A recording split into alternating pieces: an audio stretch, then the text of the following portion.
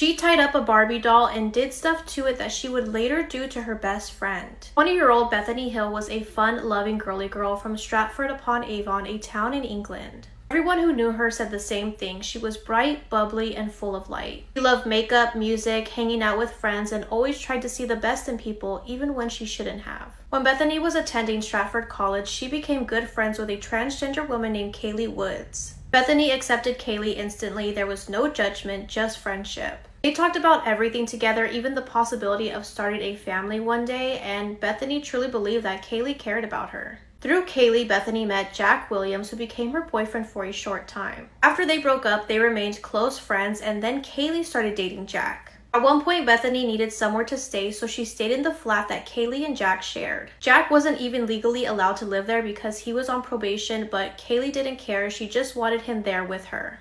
As the three were living together, Kaylee noticed Bethany and Jack's friendship and how close they were. She started to feel threatened by Bethany and the attention that Jack was still giving her. Now, Kaylee had some dark fantasies, and those fantasies were to tie someone up, gag them, dominate them, and take total control over them. And the person she wanted to do this to was Bethany. On February 3rd of 2016, Bethany was attacked in the flat. She was restrained, gagged, tortured, and unalived in the bathroom. But Kaylee didn't call for help right away. She waited for more than 12 hours. Once Kaylee did call for help, her performance was dramatic, hysterical, and suspicious. She claimed that Bethany cut her own throat, but the operator knew that something was wrong. Kaylee's story kept changing. Her crying sounded exaggerated, and she couldn't really explain anything. Once paramedics arrived to the scene, it was revealed that Bethany was in full rigor mortis, meaning she had been dead for hours. During the investigation, detectives searched Kaylee's grandmother's house and found something interesting. They found a box that belonged to Kaylee, and inside of that box was a Barbie doll bound with tape, gagged, and had its hair dyed to look exactly like Bethany's. Kaylee used this Barbie doll to practice how she was going to unalive Bethany. She rehearsed the restraints, the knots, the postures, exactly what she was going to do to Bethany. Now, Kaylee wasn't the only one who did this to Bethany. Jack also participated. Jack helped restrain Bethany, and prosecutors described it as sadistic and carried out for perverted pleasure. Both Kaylee and Jack were convicted and sentenced to life in prison with a minimum of 26 years. She SA'd her dog and then unalived her children with a dog leash. Lisa Snyder had multiple images and videos of her SAing her dog and engaging in S acts with her dog. She then sent these photos to a random man on Facebook Messenger and even had a conversation with him about how she SA'd her dog in detail. Lisa went on to use a metal dog leash, and she tied one side of the dog leash to her 8-year-old son's neck and the other side of the leash to her 4-year-old daughter's neck. Using the dog leash, Lisa hung her children up 3 feet apart from each other on a support beam. Then she watched her children struggle, suffer, and gasp for air. Lisa called 911, claiming that she had found her children like that, like they had done it to themselves, and she couldn't get them off the beam. Lisa's children passed away in the hospital 3 days after the incident. Lisa stated that she had unalived her children because she doesn't care about her kids. Lisa was sentenced to 2 consecutive life terms in prison without the possibility of parole. The judge described this unaliving as the most violent she had ever seen in her career, and even noted that Lisa showed no remorse. What do you guys think about this case? These 2 girls had a plan to get rid of their male classmate to revive the guy responsible for the Sandy Hook tragedy. Are we gonna be in the same one? What do you mean, same one? Same jail? Yeah. Yeah! Wait, they went through his phone? No, they're going to go through his phone. Oh my god. It was anonymous tip. If I was fighting. Yeah. Just like. It was? Yeah. Oh my fucking god. But I knew I shouldn't have told him. Because he was like, oh, can you please tell me I can't sleep tonight? God. Dude, they took away my chocolate. We're gonna become one of those lesbian couples now in jail. Were you trying to look good for your mugshot? Oh shit, am I gonna get a mugshot? Well, we're going to jail. What do you think? Oh yeah, that's great. Dude, I was gonna do my makeup this morning for the mugshot, but I couldn't find anything. In January of 2026, 15-year-old Isabel Valdez and 14-year-old Lois Lippert had a sick and twisted plan to allegedly get rid of their male classmate. This male classmate supposedly resembled Adam Lanza, the Sandy Hook shooter, and Isabel was obsessed with him. Isabel came up with a plan to end the life of this male classmate by having a blood bond, and supposedly this would bring back Adam Lanza from the dead. The 2 girls were going to attack him while he went to the bathroom, end his life, and then drink his blood. And this was all going to take place in the bathroom at Lake Brantley High School in Florida. The The girls went to buy a knife, wipes, trash bags, and gloves. Isabel bought flowers and chocolates, and she was going to take that to the boys' funeral, and she also bought some cigarettes, and she was planning to smoke those cigarettes after the funeral. On January 23rd of 2026, Isabel and Lois were arrested. Luckily, an anonymous tipper had reported the plan to police after they heard what was supposed to happen. As the two girls were in the back of the police car, they were being filmed, and it didn't seem like they had a care in the world.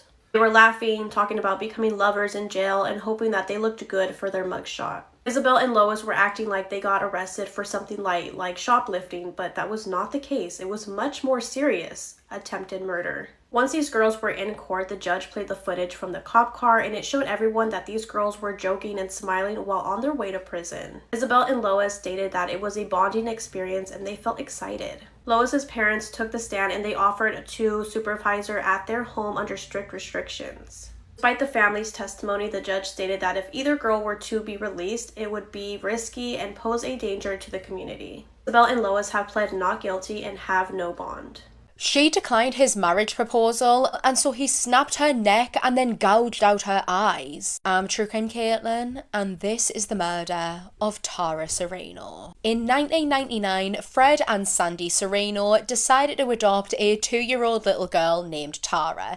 They already had 2 of their own biological children, named Jeffrey and Camille, both of whom were older than Tara, and so Tara became the baby of the family, and she completed the family for the Serenos. The Serenos being a devoted Catholic family living in Lehigh County, Pennsylvania. Tara would be described as being very artistic, imaginative, free-spirited, and creative. She was one of these people who just had a bright aura around them. She had a very positive outlook in the world. However, as she grew older into her teen years, she began struggling with her mental health. As an escape, she started dabbling in things such as Satanism and the occult. She was very interested in crystals, tarot cards, and spirituality, and it's believed that this is how she crossed paths with Christopher Ryan Tucker. On the 30th of October 2017, just after 12:30 a.m, Tara told her father Fred that she was going out, she was going to a friend's house, and she would ring him later on to let him know that she was alright. And so Fred sat awaiting a phone call that never came. Tara would travel to Christopher's home on Roth Road in Albany Township, which was about 25 minutes away from her home. The two were strictly friends/friendly with each other, and they would meet up every now and then to hang out. But unbeknownst to 19-year-old Tara, 34-year-old Christopher had developed an obsession with her. So you can imagine the shock that Tara felt when on this evening, Christopher got down on one knee and proposed to her, asking Tara to marry him. Tara said no and told Christopher that she was seeing/sleeping with other men, and upon hearing this, instead of taking it on the chin, Christopher saw red. He wrapped his hands around Tara's neck and strangled her until she fell unconscious. Then, in order to ensure that she was dead, that he had killed her, Christopher then snapped her neck before gouging out her eyes and beating her body with a hatchet. Tara's body would then be wrapped up in a rug and hidden inside of Christopher's house, specifically in his bedroom. Meanwhile, the Serenos were sick with worry. Tara was always the type of person where she kept in touch with her family to make sure that they knew that she was okay. And after they hadn't heard from her for a couple of days, she wasn't picking up the phone, she wasn't ringing them back. It got to the 1st of November when they were going to wait no longer, and so they contacted the police and reported her missing. Officers began tracking down her last known location, which led them directly to Christopher's house. However, when they arrived there, Christopher was nowhere to be seen.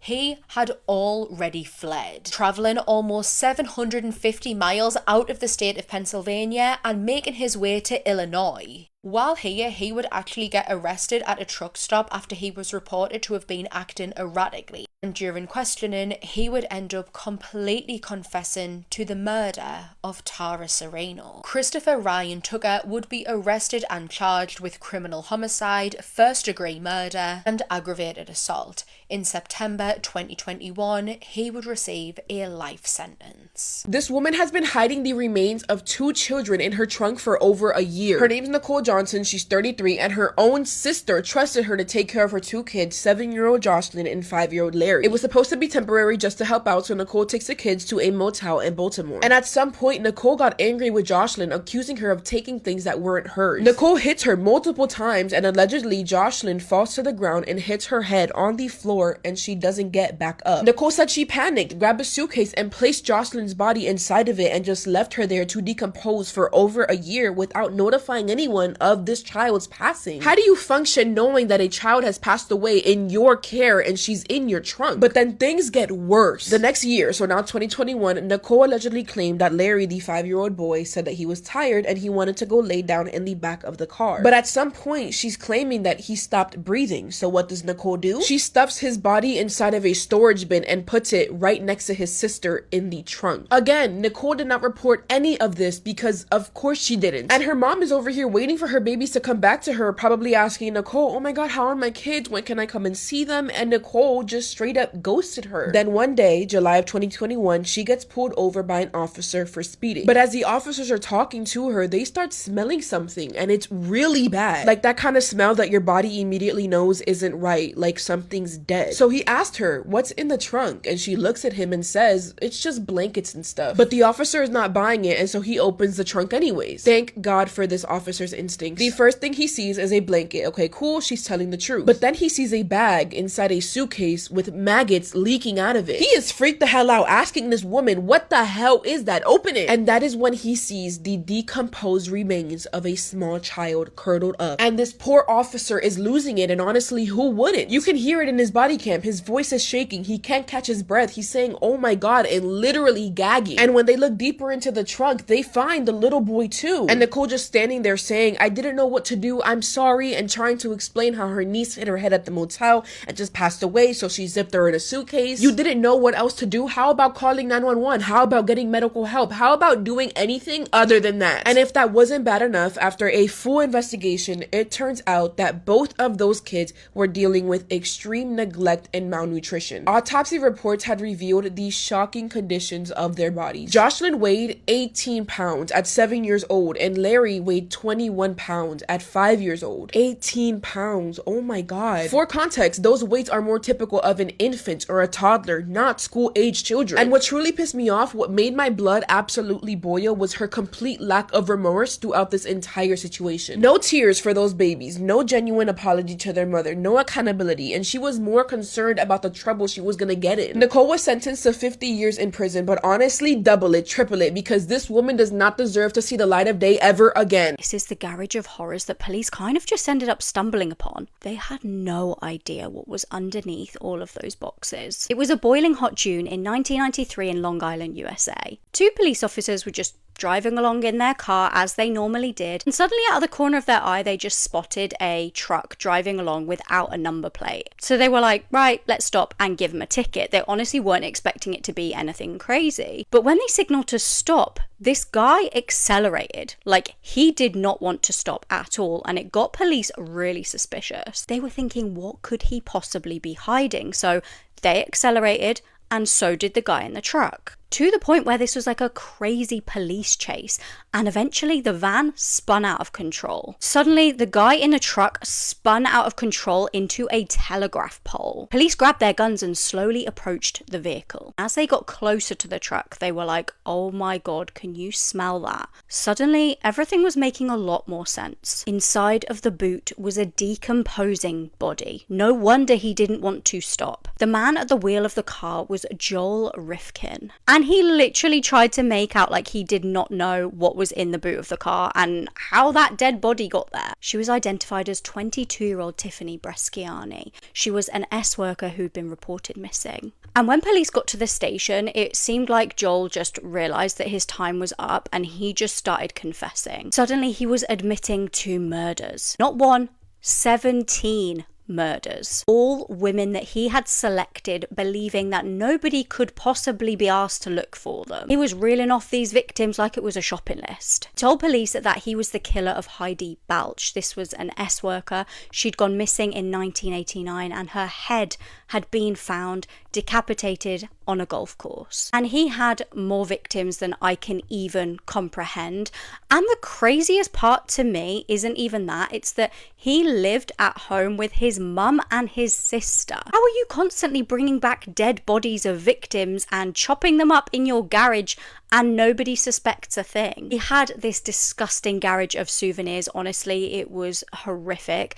There were women's ID cards, there was pieces of jewelry from his victims, even a wheelbarrow of human blood. He blamed everything that he could for his murdering ways. The fact he got bullied, the fact he had depression, his adopted dad died. He even said like watching horror films gave him ideas, and that was all the reason for what he did. But in a crazy turn of events, he ended up pleading not guilty. I guess he just wanted to try his luck. They ended up having enough evidence to find him guilty of 9 of the murders, and he was given over 200 years in prison. For more cases like this, I post brand new episodes on my podcast, The Bourne Investigation, every single week. Stories like this are so disturbing to me because imagine you and your boyfriend go to do some work on someone's property as like a little side gig, only to find out that that person is a serial killer. And not only does he kill your boyfriend right in front of you, but then he locks you inside of a shipping container for 2 entire months. This is what happened to Kayla Brown, and the footage of her being found is horrifying. What she lived through is so disturbing, but little did anyone know that this wasn't just a random man that did this to her. He was a twisted and deranged serial killer, and because of Kayla, he was caught. So let's talk about it. August 29th, 2016 was a normal day for 30-year-old Kayla Brown. She invited a friend over to her Anderson, South Carolina apartment in which she shared with her boyfriend, Charlie Carver. The two had been dating for several months, and that night, everything seemed fine. Kayla texted her friends the following day, and on August 31st, Charlie was seen leaving his job on surveillance video, presumably on his way home to Kayla. But after this, the couple vanished, and unfortunately, nothing in their life would ever be the same. After several days of no contact with Charlie, his mom began to worry. His and Kayla's phones were either turned off or dead, and it was out of character for him to just ghost his mom like that, as they were really close, and they usually talked every single day. So his mom went to the apartment that the couple shared and tried knocking on their door, but no one answered. She was too worried to just leave, so she got one of the apartment managers to open the door for her, and when she went inside, she was a little shocked at what she found. All of Kayla's personal belongings were left behind, and it looked like no one had been there for a while. Most importantly though, the couple's dog was there, unattended with no food or water, and this was their baby, like he was their entire life, and they would never just leave him like that. So this is when Kayla and Charlie were reported missing, but police really didn't have much to go on. There were no signs of a break-in, and although Kayla's car was still in the parking lot by her apartment, Charlie's was gone, so police thought that they maybe just wanted to get away for some alone time. Because of this, and the fact that they were both adults, their disappearance wasn't really taken seriously, and it was left to their families to try and figure out what was going on. Their family created a Facebook page to try and get some attention to the case, but just when they thought they hit a dead end, Charlie's Facebook account had updated, and a post was made saying he and Kayla got married. Over the next 2 months, more posts would appear on Charlie's Facebook page, but they were all really strange and didn't sound like him. He was posting photos of comic book characters and was even posting links to news articles about how he and Kayla were missing. While this was all happening, there was no activity on Kayla's Facebook, and this made people worry. So Charlie's family started messaging him, asking him if they were okay, and they did get messages back. But again, it didn't sound like it was actually Charlie talking to them. This was a major red flag, and so their families went to the police and told them that they needed to investigate deeper. Why they waited so long to do this, I have no idea. But it wasn't until 2 months after their disappearance that police traced Kayla and Charlie's phone to the area where it last pinged, which was in a really remote, wooded area near Woodruff, South Carolina. Police began searching the area, and it wasn't long until they stumbled across a shipping container with a bunch of padlocks on it. When they got closer, they heard a woman screaming from the inside and banging to get their attention. This entire encounter was filmed, and when they finally cut open the shipping container, they found Kayla tied up inside. Once she was rescued, she told police that she and Charlie had met with a man to remove some brush and clean up his property for some extra money. But when they got there, the man fatally shot Charlie multiple times right in front of her. When police looked up who owned the land, they found that it belonged to Todd Colehip, a well-known and pretty well-off real estate agent in the area. And the area where Kayla was held captive was 96 acres of nothing but woods. As police continued continued to search Todd's property, they found Charlie's body buried in a shallow grave, along with his car that had been hidden in a ravine. Kayla then went on to say that after Todd killed Charlie, he locked her up inside of this shipping container for 2 months, where he repeatedly sexually assaulted her. And to intimidate her from trying to escape, he would walk her around the property and show her graves of his other victims. So this was another shock to authorities because at this point, they only knew of 2 victims, Kayla and Charlie. So who were the other ones? They quickly arrested Todd and ran a background check on him, and what they found is horrifying. As early as 15 years old, Todd had a really disturbing criminal history. In 1986, when he was just 15 years old, he kidnapped a 14-year-old girl in Arizona, brought her back to his home, tied her up, and sexually assaulted her. When he was done, he walked her back home and threatened to kill her and her entire family if she ever said anything. The girl did end up reporting this, and Todd was arrested for it. He pleaded guilty, again at 15 years old, to kidnapping and sentenced to 15 years in prison. It was at this time that he became a registered sex offender. The judge in this case said that Todd was extremely dangerous and would likely not be rehabilitated, but Todd, I guess, tried to prove them wrong. While he was in prison, he went on to get his bachelor's degree in computer science, and after serving 14 years, he was released in 2001. Once released, he went on to get his real estate license in 2006, despite being a registered sex offender. He lied on his application and was somehow able to get away with it. From this, he built a really successful firm that had a dozen agents. He was actually recognized as a top-selling agent in South Carolina. He was really well off and had purchased several properties in different states, but he was never able to hide who he really was. Former customers said that he was really creepy and overly sexual, and his coworkers said that he would watch porn at work. So with all of this background information on him, Todd was, like I said, quickly arrested for having kidnapped Kayla. And as police continued to search the 96 acres, they found the bodies of 2 other people. They were a husband and wife named Johnny and Megan Coxey, and they were reported missing just 8 months earlier. Both were shot to death about a week apart, according to the medical examiner. When asked about this, Todd admitted to hiring the couple to work on his property, just like Kayla and Charlie. He'd previously known Megan because he used to frequent a local Waffle House where she was a waitress. Todd reportedly made all of the waitresses there so uncomfortable with his creepy behavior that a cook had to step in and start taking his order whenever he came in. But this wasn't the only thing that Todd confessed to, though. After his arrest, Todd confessed to murdering 4 people 13 years earlier, and this is when authorities started connecting the dots. On November 6, 2003, someone walked into Superbike Motorsports, which is a motorcycle shop in Chesney, and found 4 employees dead. They'd all been shot multiple times, and authorities described the scene as a massacre. Back then, they didn't really have much evidence to go off of, so the case went unsolved. That is until Todd Kohlhepp confessed to it, 13 years later. His reasoning for doing that is because he tried to return a motorcycle there one time, and I guess the employees laughed at him. He told authorities and his mom gruesome details that at that point had never been made public. Authorities did a massive sweep on his property and found that it was littered with weapons and ammunition. And since he was a felon, it was determined that he bought the guns illegally. And if you think this story can't get any more disturbing,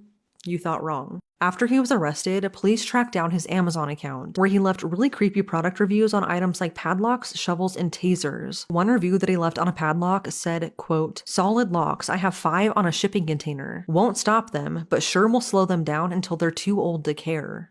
End quote. There were so many disturbing reviews just like this, and because of this, Todd became known as the Amazon Review Killer. In 2017, Todd pleaded guilty to 7 counts of murder and 2 counts of kidnapping and sexual assault. He was sentenced to 7 consecutive life sentences without the possibility of parole, and he's currently imprisoned at Broad River Correctional Institute. And because I'm nosy, I looked him up on the inmate search, and boy did I get a jump scare. He's also been in so much trouble in just the past year. It's crazy. What's absolutely terrifying is the fact that Todd has been very outspoken about the fact that he's killed many more people than just the 7, and they just haven't been found yet. He told his mom this, and so she asked him how many more, and his response is literally chilling. He looked at her and said, quote, "You don't have enough fingers."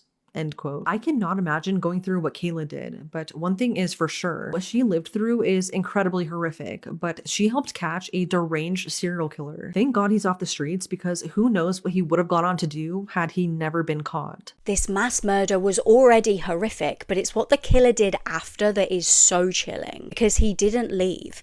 He played on the computer, he made himself a snack, he even took a nap. Before we get into today's case, if you guys do prefer deep dives, I post every single week on the Born Investigation podcast. It was New Year's Eve 2000. The Miyazawa family were living in Tokyo. 44-year-old dad Mikio, his wife Yasuko, and their 2 kids, 8-year-old Nina and 6-year-old Ray. And they were such a lovely family. They had great values. They were really close. They were very hardworking. Yasuko worked as a teacher and she was just great with all the kids. From the outside looking in, it seemed like they had the perfect family unit. They were even neighbours with the mum's mum, Haruko, so it was great for help with childcare. But Haruko got a very weird feeling the morning of the 31st of December. She called her daughter, who didn't pick up, and it really wasn't like her, but she thought, actually, I'm only next door. I'll just go round and see if everything's okay. I'll go and ring the doorbell. She had no idea what she was about to find. Now, the family didn't answer the door. It was very weird because they were all supposed to be in. So she decided, I've actually got a key to the house, so I'll just let myself in and see what's going on. And as she got further into the house, she saw the blood. Little 6-year-old Ray had been strangled in his own bed. And presumably trying to fight the attacker off, the dad had been stabbed in the head. Yasuko and Nina were also stabbed to death. It was an absolute massacre. And what absolutely baffled the investigators after they raced over there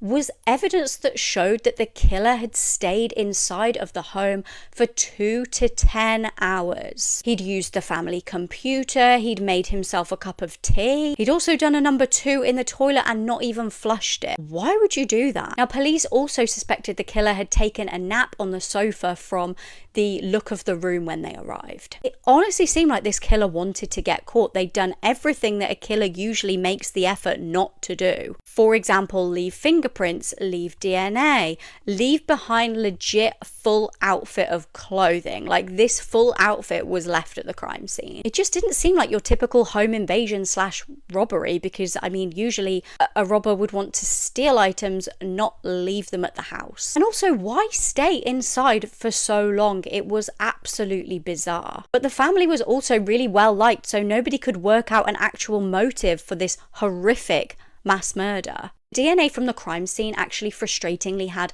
absolutely 0 matches on the police database. So was this somebody who'd never committed a crime before, or is it somebody who was just very, very good at not getting caught, which honestly it doesn't seem like they were from what they left at the crime scene. However, the DNA left at the crime scene did help police figure out something. The killer was a male aged between 15 and 35. But the most unsettling part of this whole case is the fact that this mass murder remains unsolved to this day. Did this woman really poison her ex-husband's entire family using the world's deadliest mushroom just because he rejected her, or was this all just a tragic accident? Because after hearing this story, you tell me. Her name's Erin Scudder, she's 30, just finished school, and she meets this man named Simon Patterson, and they fall in love hard. Like, take his last name, have a baby boy. Think this is forever kind of hard. But it gets bad fast, and I mean fast.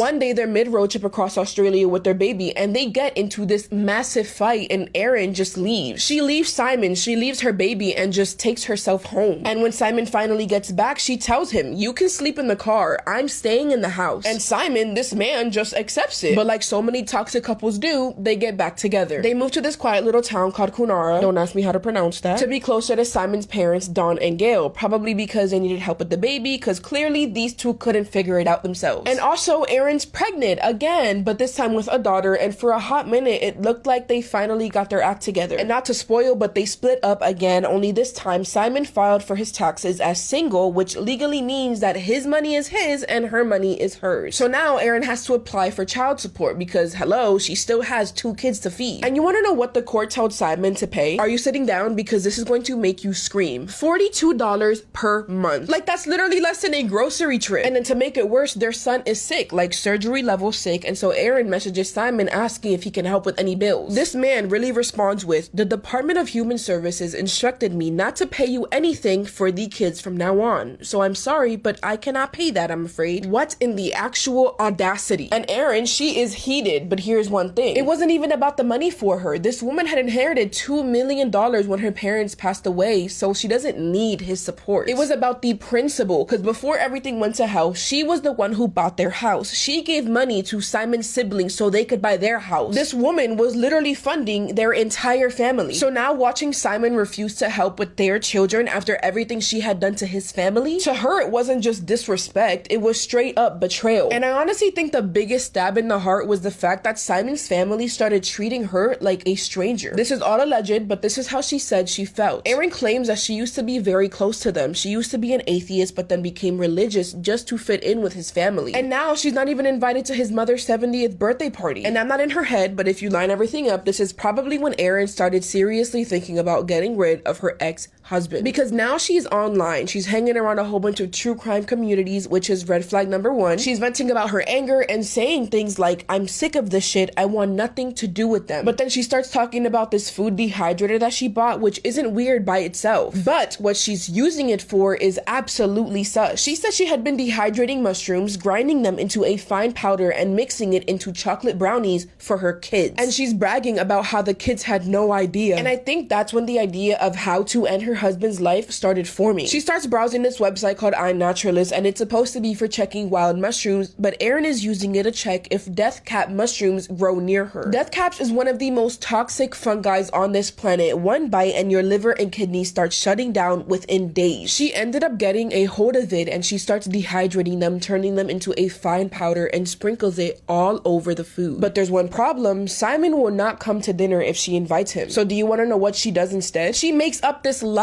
and tells the entire family that she has cancer and that she needs to sit down with everybody and figure out how to break the news to the kids. Using cancer as bait is honestly insane. Simon did not want to go to that dinner. He said that he was way too uncomfortable given the situation that they were in, but his mother and father and his aunt and uncle ended up going. They all sit down at the table and Erin serves everybody beef Wellington on gray plates except for herself. She's eating off an orange plate. And within hours, all four of them get rushed to the hospital and diagnosed with severe liver failure. Doctors tried everything, even attempting liver transplants, but both Simon's mom and dad passed away, as well as Simon's aunt. His uncle luckily survived, but he was critically ill for weeks. Meanwhile, Erin is at home trying to hide all of the evidence like some criminal mastermind. She throws away the food dehydrator, and when investigators question her, she pretends that it was on an accident and acts like she never even owned a food dehydrator to begin with. But here's where she gets caught. Police literally had surveillance footage of her dumping out the food dehydrator in a dumpster nearby. They even found images on her tablet of all the death cap mushrooms she had purchased. They even found all the messages where she told her Facebook friends that she had been dehydrating mushrooms to hide it in the food for her children. And on top of that, her search history was filled with death cap mushrooms and researching what would happen if someone ate them. She knew exactly what she was doing and she was absolutely cooked. She got arrested in 2023 and got found guilty 2 years after at the age of 50. So tell me, do you think this was a tragic accident or calculated murder? Because after all of that evidence, I think we know the answer. She practiced what she was going to do on a Barbie doll and then she did it to her best friend.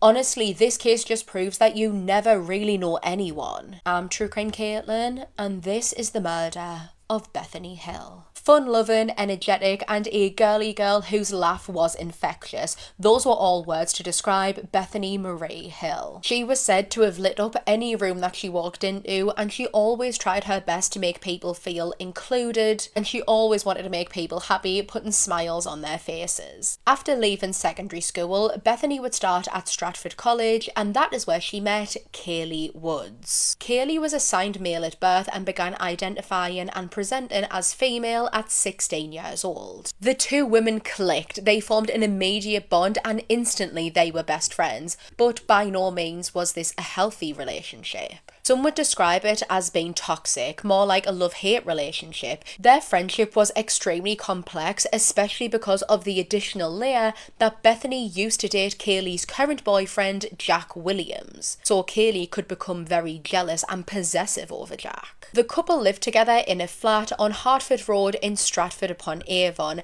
However, Jack wasn't supposed to be living here. This was a housing association property which was meant just for Kaylee, and Jack was actually on probation and ordered to stay away from Kaylee after he had already tried to attack her with a knife. What had happened is he had chased her through the flat and she had ran to the bathroom, locking herself inside. Jack, then trying to gain entry into the bathroom, began stabbing at the door. Despite being told to stay away from each other, the two would end up back together and Jack would move into the flat. At some point, Bethany would also move into the flat. Kaylee gave Bethany the bedroom while she and Jack slept in the sitting room on the couch. Sources did differ on why Bethany decided to move in. Some stated that she had started a new college course and Kaylee's flat was closer to the college. Others stated that Bethany was struggling with her mental health, and a lot of them reported that Bethany and Kaylee planned to have their own baby together. So maybe in preparation for starting their own family, Bethany moved in. At around about 7 p.m. on the 3rd of February 2015,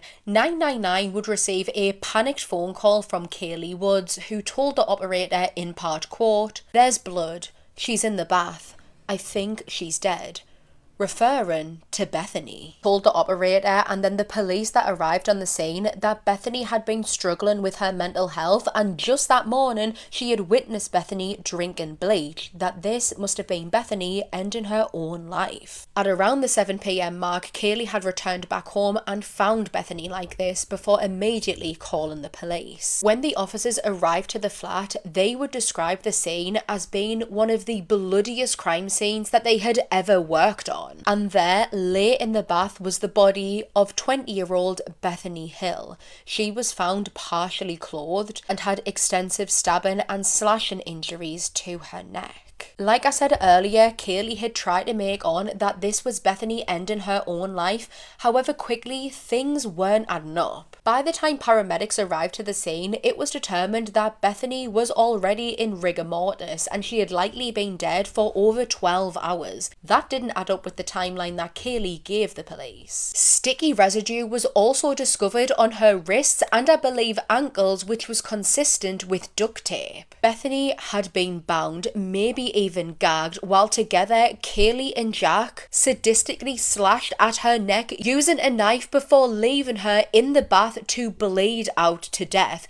This could have taken upwards of 2 excruciating hours. Together, the couple cleaned up whatever they could from the crime scene, bagging up anything that had blood on it, and they also chucked the knife into the River Avon. A neighbour would tell the police that on the early hours of that morning, they heard what they described as a moaning, followed by what they believed was someone's head being hit off of a wall.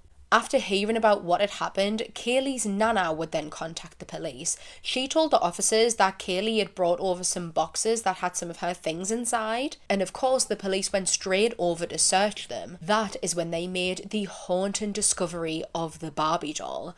The Barbie's hair had been coloured or dyed to resemble Bethany's hair, and it had tape placed over its mouth and covering its wrists to mimic gagging and binding. This told the investigators that this was someone who clearly had sick and twisted, maybe even sexual fantasies, ones that they acted upon. Kaylee Woods and Jack Williams would both be arrested, charged, and then convicted with the murder of Bethany Hill. They would each receive sentences of life imprisonment with a minimum of 26 years to serve. Neither Jack nor Kaylee have shown any remorse for their actions. After submitting an application, Kaylee was allowed to go into a women's prison. However, she only lasted there a couple of weeks after she was caught having a sexual relationship with a fellow prisoner. Following this, she would be transferred to a male prison. It was at this point that everyone held their breath as her car was pulled out of the lake. It was a fresh January morning in 2007. Jodie Sanderholm was only 19 years old, but her future was super promising. She was living in Arkansas and had just started her second year of a pharmacy course. Now,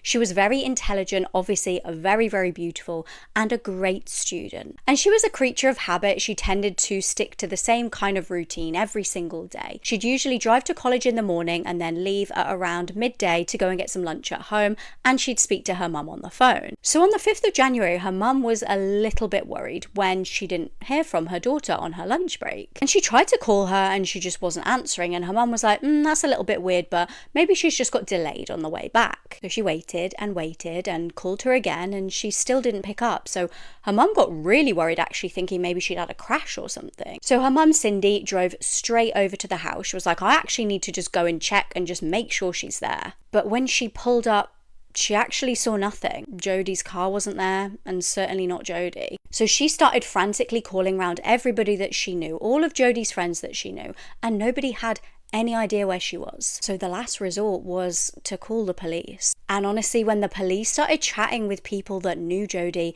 they found out something incredibly disturbing. It was her dance team that had seen her last, and they said, well, yeah, there's this creepy guy that's been kind of watching us practice, and at some points he's even tried to follow some of the girls home. And police were obviously like, well, why didn't you tell anybody? Why didn't you report this? And they said, we literally did yesterday. And CCTV showed what everybody feared. Jodie had got in her car on her own and started driving home, and she was being followed by a guy in a blue car. The car was registered to 23-year-old Justin Thurber, but he actually said to police, you know, I've got a solid alibi. I was out with my 3 friends. I was just hanging out with them. But police said, we actually just need to double check this. We need to speak to those friends.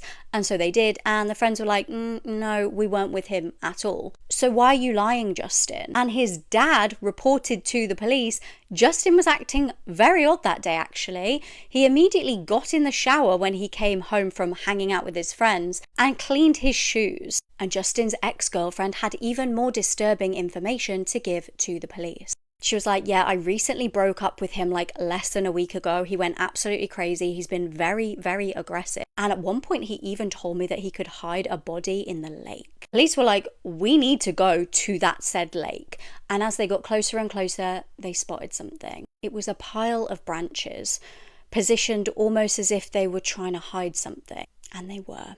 Horrifically, as the police took the branches away, they could see Jodie's body. And there's no easy way to say this. She'd been tortured. She'd been strangled, then revived, then strangled, then revived. And she'd been SA'd with tree branches. This was clearly one sick individual, but thankfully not a clever one. Right by the body were shoe prints that were an exact match to Justin's. And beneath Jodie's fingernails was also DNA that was an exact match to Justin's. And in the lake that he'd bragged about hiding a body in was Jodie's car. And this is really controversial because although he was found guilty at trial and given the death penalty, he's actually still appealing, and even as recent as this month has had hearings about potentially having the sentence changed, apparently due to his low IQ. Do you think that that should be taken into consideration, or do you think he's long overdue meeting his fate? The bodies of young women kept showing up on the side of the road, completely unrecognizable, and no one could figure out how they ended up that way until police looked inside this van. Welcome to my series, Serial Killers from Every State, and today we're heading to Delaware to talk about this absolute psychopath, Stephen Brian Pennell. And unlike most serial killers we've talked about, Stephen did not have a rough childhood. He grew up in a regular home without any violence or abuse allegations. Instead, he was just a regular, awkward, quiet kid. And as a kid, he always wanted to help people. And for him, the ultimate way to do that was becoming a cop. And he was so obsessed with that dream that he would literally wait outside of his house for his neighborhood officer to come home and ask him a whole bunch of questions about his job and solving crimes. And when he was old enough, Stephen applied for his town's police cadet program. But by that point, he was like 6'5" and pushing 300 pounds, so physically he just wasn't there and couldn't pass the fitness test. So instead, he takes a few classes at the University of Delaware for, get this, criminal justice. He ends up studying the same exact system that eventually takes him down. Kind of ironic, right? But just like everything else, he fails at that too. He couldn't finish school. He couldn't become a cop. So eventually he just settles down and becomes an electrician. He ends up finding a woman, getting married, and has 2 kids. And for a while, he plays that perfect husband role pretty well. But at some point, he gets so tired of pretending to be somebody he's not. And so he spends his days driving around in his blue van, just circling the highways. He's just watching women, specifically the ones who are hitchhiking alone. And after seeing how vulnerable and alone these women are, he starts getting this strange urge to hurt them. And when he couldn't resist that urge, he gave into it. It started with Shirley Ellis. She was 23 years old, a nurse, and just trying to do something kind. It was a few days after Thanksgiving, and she was hitchhiking to the hospital to bring her patient some food, and as she's walking, Stephen pulls up beside her in that blue van. It's cold, it's late, and the hospital is like 14 miles away, and so when Stephen asks if she would like a ride, she says yes. And just like that, she gets in, probably thinking she just saved herself from a long walk. But she had no idea the moment she walked inside that van, she just signed her own death sentence. Because instead of taking her to the hospital, Stephen drives her into this construction site, and I'm not going to say what he did to her because it's that bad. But just know, whatever your worst thought is, it was worse. And when he was done, he dumped her body in the dirt and just left her exposed like trash. And it's not the police who find her, it was 2 teenagers just driving around ground. They see something in the dark, and at first they're like, oh look, somebody left a mannequin on the ground. But as they get closer, they realize it was a woman who was no longer alive. They freak out, immediately calling 911. And when investigators show up, they see these really deep marks on her wrists, ankles, and neck, and so they assume it was some kind of SA. But here's where it gets more disturbing. There were no signs of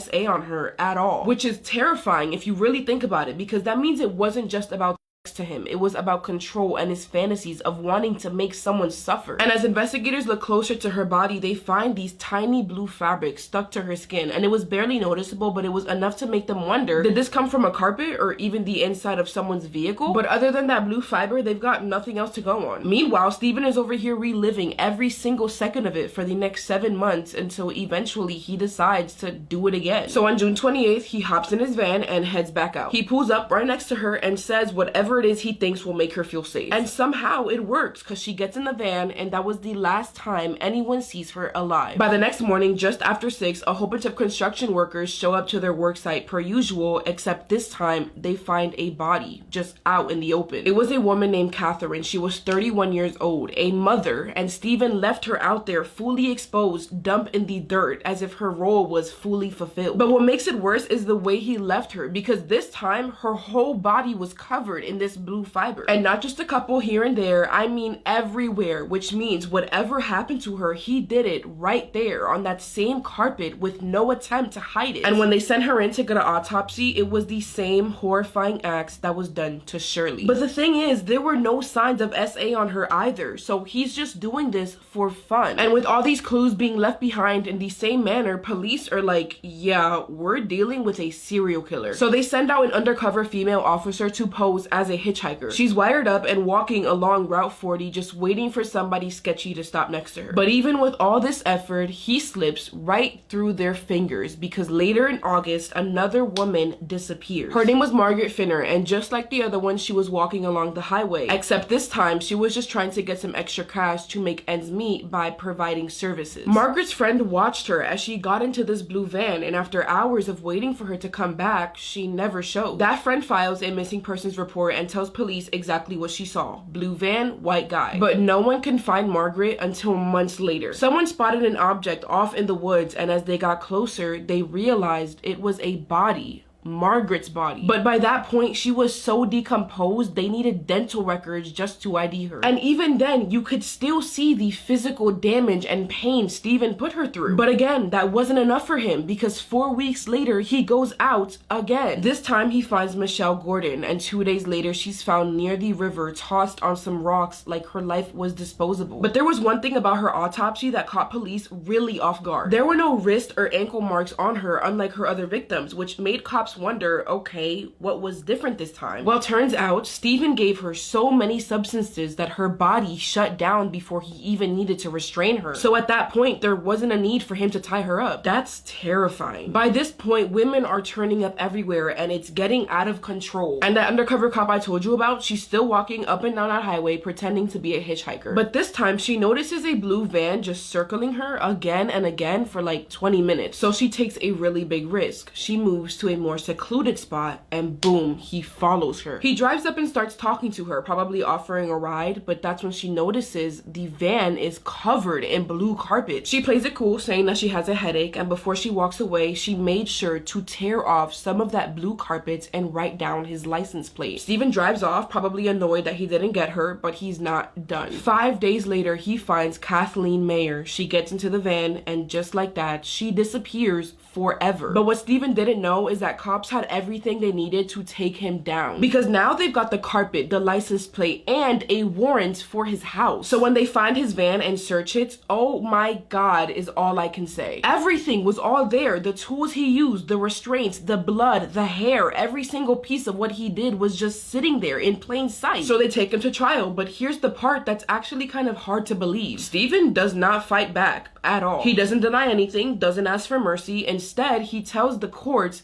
I believe in the death penalty and I want it. Isn't this the part where people usually beg for their life and not beg to be But in 1992, he got exactly what he wanted. And while I'm glad he's not here anymore, it still feels like an unhealed wound because he's never told anybody why he did it. Not that it would have mattered, but at least it would have given the victim's family something other than I just felt like it. But as always, thank you for sitting here and listening to me shedding light on this horrendous man and the beautiful 5 women that he took the lives of. I love y'all endlessly. Mwah, group hug. This 19-year-old killed his own father in an exorcism gone wrong. Looking at photos of Scott Callahan with his family, you would believe that they were any other happy, normal family. But below the surface, life for the married father of 3 was a lot darker. At some point, Scott Callahan experienced a traumatic brain injury that quite literally altered his brain chemistry. He was never the same. His behavior completely changed, and he was, for lack of better words, out of control. And he turned to substance and alcohol abuse. His wife divorced him, and his relationship with his 3 sons was rocky. Some even described his behavior at this time as belligerent and abusive. This was especially rough on Scott's youngest son, Jack, who had just graduated high school, and him and his father were always so close. In the summer of 2021, 57-year-old Scott Callahan was involuntarily admitted to a rehabilitation center. But sadly, before he was able to complete his treatment, his mother passed away. The rehab signed off on Scott leaving his treatment for 1 day so he'd be able to go to his mother's funeral in Boston, which was about an hour away from the rehab and an hour away from where Scott lived. After his mother's memorial, Scott did not want to attend a dinner event for the loved ones, which really upset his 19-year-old son, Jack, and they actually got in an argument over this, which ended in Scott going to the dinner, and afterwards he left, presumably to go back to rehab. So imagine the shock for Scott's sister when later in the evening she gets a call from the rehab saying that Scott never returned. It was pretty obvious to his loved ones that Scott was probably somewhere that wouldn't be helpful in his sobriety, but the only one that was interested in going out and looking for Scott was his 19-year-old son, Jack. And after hours of searching for his father, Jack found him in Boston, in a bar, wasted. I'm sure that Scott felt like he had to blow off some steam after his mother's funeral and the fight that he got in with his son, but he was really adamant that he would not be returning to rehab. He said to his son that he was going to be staying at this bar, and then when he was ready, he already had a hotel room booked in Boston. This was really frustrating for Jack. He actually called the hotel that his father booked a room at and canceled his father's room. He wanted his father to leave this bar and go home with him immediately. Witnesses at the bar said that the father and son argued a lot. They even caused the scene, and witnesses say that the son, Jack, was very stubborn and stern with his father, almost too controlling, kind of like, this is what's going to happen, end of story. And I can really empathize with Jack in this situation, and I'm sure any of you who have an addict in your life can understand as well that sometimes being stern is your only option. Jack called an Uber to bring him and his father that hour drive back home and somehow was able to get his father in the Uber. But the issue here was that Jack lived with his mom, Scott's ex-wife. So by this time, it's a little after midnight on June 28th, 2021, and they're getting close to Jack's mom's house. So Jack calls his mom to try and explain the situation, and she tells him, absolutely do not bring my drunk ex-husband into my house. Now Jack has no idea what he's going to do with his father, and at the exact same time, the Uber driver actually was driving past this local park in their town that had this beautiful pond. So Jack tells the Uber driver to pull over. His father could sober up at this pond while Jack comes up with a plan on what to do next. But honestly, this is really confusing to me because reports say that Scott actually had his own house that was like pretty close to where Jack lived with his mom. So I'm really confused why he didn't just bring Scott to his own house. And then about an hour later at 1 a.m., Jack shows up at his mother's house alone. His mother said that her son was acting completely erratic, was soaking wet, and was saying that his father was missing. So out of concern, she called 911. When police got there, Jack was completely distraught. He was actually hyperventilating, and he told the police that he had no idea what happened because he blacked out. The last thing he remembers is getting out of the Uber with his dad, and then the next thing he remembered, he was just back home. When police arrived at the pond that Jack said that he last saw his dad at, they found 57-year-old Scott Callahan and all of his belongings floating in the pond. Scott was pronounced dead at the hospital. His autopsy showed additional head trauma, and his cause of death was listed as drowning, and his manner of death was listed as a homicide. And after being thoroughly interrogated, his son Jack cracked. He said that he lied, he did not black out, and he actually remembered everything. He said that after they left the Uber, his father became physical with him and began to repeatedly punch him in the face, and this at least seems true because he still had bruises on his face. But during this assault, he said that he saw a demon in his father's eyes, a literal demon. He truly believed that his father was possessed by a demon named Dirty Dan and that his father needed an exorcism. And this fight between the father and son ended with Scott in the pond. Jack felt like he needed to baptize the demon out of his father, so he dunked his father's head under the water. When he let his father back up, his father was thrashing and fighting back. And in Jack's mind, this was the demon fighting back. So he continuously dunked his father's head under the water over and over and over again until his father stopped moving. People have said that before this, Jack Callahan was a normal teenage boy. He was a sweet boy who never showed any signs of, mental illness or violence ever. During Jack's plea hearing, he cried and he pled not guilty. During Jack's trial, he was being charged with murder, but for whatever reason, the jury was not allowed to hear about his confession. So Jack's defense strategy was, since there was no witnesses, no evidence, and no confession, that they were going to say that he was not the one to kill Scott Callahan, his father. And the prosecution strategy was that not only was this a planned attack, it was obviously done by Jack because he was the last one to be with his father alive. After an 8-day trial and 25 hours of deliberation, the jury came back and actually acquitted Jack of murder. And they found him guilty of the lesser charge of involuntary manslaughter. And for this, Jack was sentenced to 4 to 6 years in prison at the age of 22 years old. I'm really interested to get your guys' takes on this case. Do you believe that this was a planned attack and 19-year-old Jack was some kind of evil mastermind? Or do you believe that he truly did see a demon in his father and truly thought that his father was possessed? And do you think that the 4 to 6 years in prison is a good enough sentence for the crime that this child committed against his own father? If you're interested in my thoughts, I don't think that this was a planned attack. I don't think that Jack set out in mind to go pick up his father with a bar with the plan of killing his father that night. But I also don't believe that Jack was seeing demons in his father and that he truly thought that his father was possessed. I think that Jack truly did care about his dad and wanted him to get better. But after years of his father's out of control, destructive behavior, possibly being abusive towards him and his family, I think that Jack was very frustrated and I think that he snapped.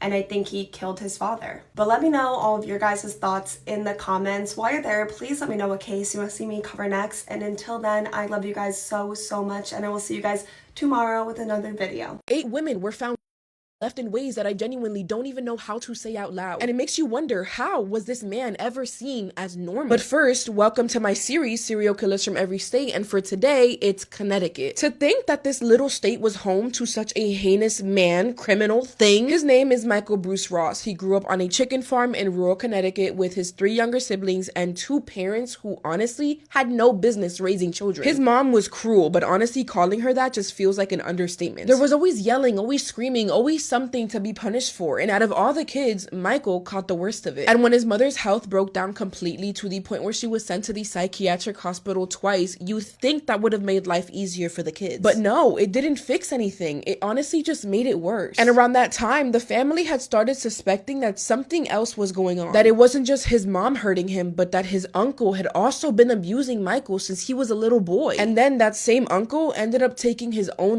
years later. And that should have been a wake-up call for anyone to step in, but no one did anything. Instead, they just moved on like nothing happened, and Michael carried all of that pain alone. But the thing about pain like that is that it doesn't disappear. It sits and it rots until it turns into something else entirely. And by the time Michael hit puberty, that something else took form. He began fantasizing about hurting women, about kidnapping them, about ending them. And once thinking about it wasn't enough, he started acting on it. He'd follow girls around his school campus, not to talk to them, not to flirt, just watching them. And he would do this creepy thing where he would just study them. Like when they left class, what path would they take? When were they alone? As if he was building a routine out of their lives. And one night, he sets his eyes on a woman named Zung. She was 25, also a student at Cornell, just trying to study like she always did late at night in the student hall. And we don't know exactly how it happened. Maybe she was leaving the building. Maybe he said something to her, but at some point, he got her alone. He assaulted her. He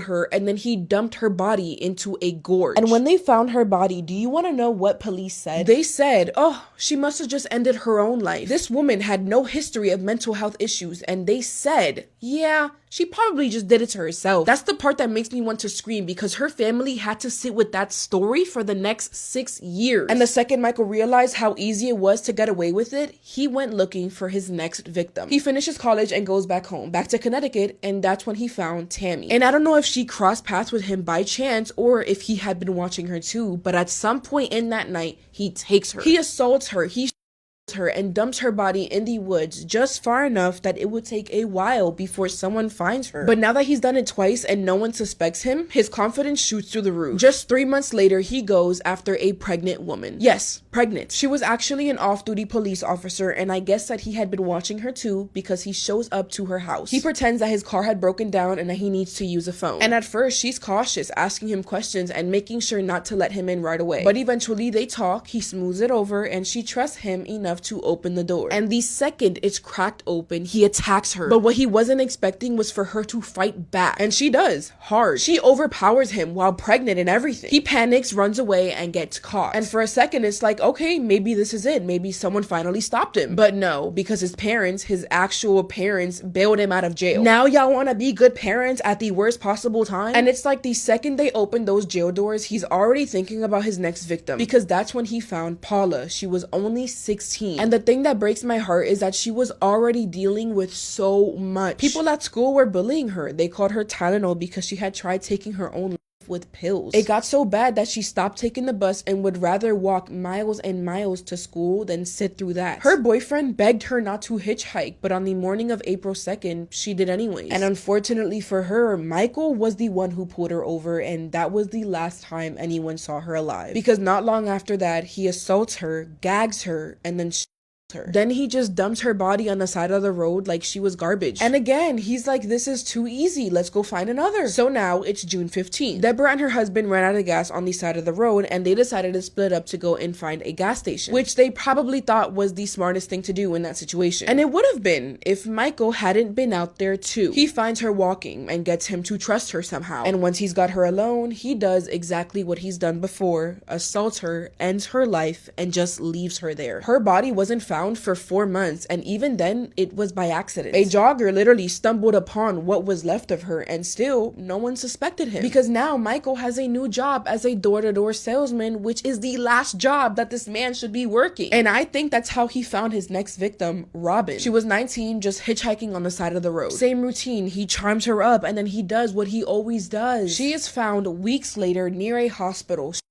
assaulted in the same exact pattern. And around this time, it's finally starting to click for the investigators. They're looking at all these cases and they're like, wait a minute, these aren't random at all. But they still don't have any clues to who is behind it until Easter Sunday in 1984. That's when Michael kidnaps two 14-year-old girls, April and Leslie. They were walking home from the movies, and he drives past, he sees them, and offers them a ride. That was the last time anyone saw them alive. And when their bodies were found, it was the same signs all over again: assault, and same MO. And 2 months later, he does it again, this time to a 17-year-old girl named Wendy. She was just walking to the store and he kidnapped her in broad daylight. That is how confident he had become. But this time, someone finally noticed. They saw her, they saw him, and they even saw the car he was driving, a blue Toyota. And that was finally the clue investigators needed. They put together a list of every single person in that area with that kind of car, over 3,600 names. And somehow, by some miracle, Michael was the first person person that they check. And from the second they start talking to him, they're like, yeah, no, something's off. This guy is way too nervous, way too fidgety, and his story keeps on changing. So they bring him in, and eventually he just confesses to everything. And in July of 1987, he is finally found guilty and sentenced to 120 years and 6 death sentences. But get this, Michael apparently gets mad at the court for not taking his mental health seriously, and he finds that not fair. Well, boo-hoo, 8 women are gone because of you, and that's not fair, is it? You planned it, and you covered it up because you were sane to know right from wrong. You don't get sympathy. And on the glorious day of May 13th, 2005, Michael Bruce Ross was executed by lethal injection. Thank you for sitting through this with me. I would have gotten very lonely, but as always, I love you guys. Mwah. I'll see you in my next video. Group hug. A college campus police officer, yeah, as in the exact person that you're supposed to be able to call for help if you're in danger, if you need help. Earlier this month, on Friday, December 5th, a group of college students at the College of Charleston went out for the night. One of these students was a 20-year-old girl out with her friends. She had one too many. Happens to all of us. At some point in the night, she got separated from her group of friends, lost contact with them, and was seen by a fellow student, a witness, on the sidewalk near King Street at around 1:30 in the morning. She was clearly not well. Her phone was ringing. Her friends were trying to get a hold of her after they got separated, and the stranger who found her answered her phone and told her friends that she was, quote, in and out of consciousness. Understanding that she was in no position to be out and alone, the witness flagged down a College of Charleston public safety officer for help in making sure that the girl got home safely. The witness with the girl told her friends on the phone that the campus police officer would be taking her home. The officer was 34-year-old Robert Arnett. He was working as a backup officer during a traffic stop when he was flagged down. Robert approached the girl and the witness and told the witness that he would, quote, take care of getting her home. He also spoke to her friends and roommates through her cell phone and got the address for him to be able to drive her home. Robert then walked the girl over to help her get inside of his patrol car, turned off his body camera, turned off the cameras in his patrol car, and then checked in at 1:38 a.m. but did not indicate who was in the car with him. He arrived with the girl back at her apartment at 1:45 a.m. Soon after, closer to 2 in the morning, the girl's friends got back to the apartment to go check on her. They called out her name. When she didn't answer, they walked into her bedroom, didn't see her, proceeded to walk into her bathroom, which was attached to her room, and that's when they walked in on their 20-year-old friend being essayed by the campus police officer. Reports state that Robert was kissing her against her vanity, holding her against the wall while she was incoherent and struggling to keep her eyes open. By the time the second roommate walked into the bathroom, the girl could not sit up straight and was still continuing to struggle to even keep her eyes open. Her friends pulled her away, and Robert Arnett reportedly made a guttural comment and walked into the living room. The friends reported seeing his body camera face down on the kitchen counter with his duty gear on the floor. He then spent several minutes talking to the roommates, I'm assuming talking nonsense and giving a humiliating attempt at trying to explain what they just walked in on. As the roommates pulled out their phones and took videos of him, Robert then left after he was dispatched to another call.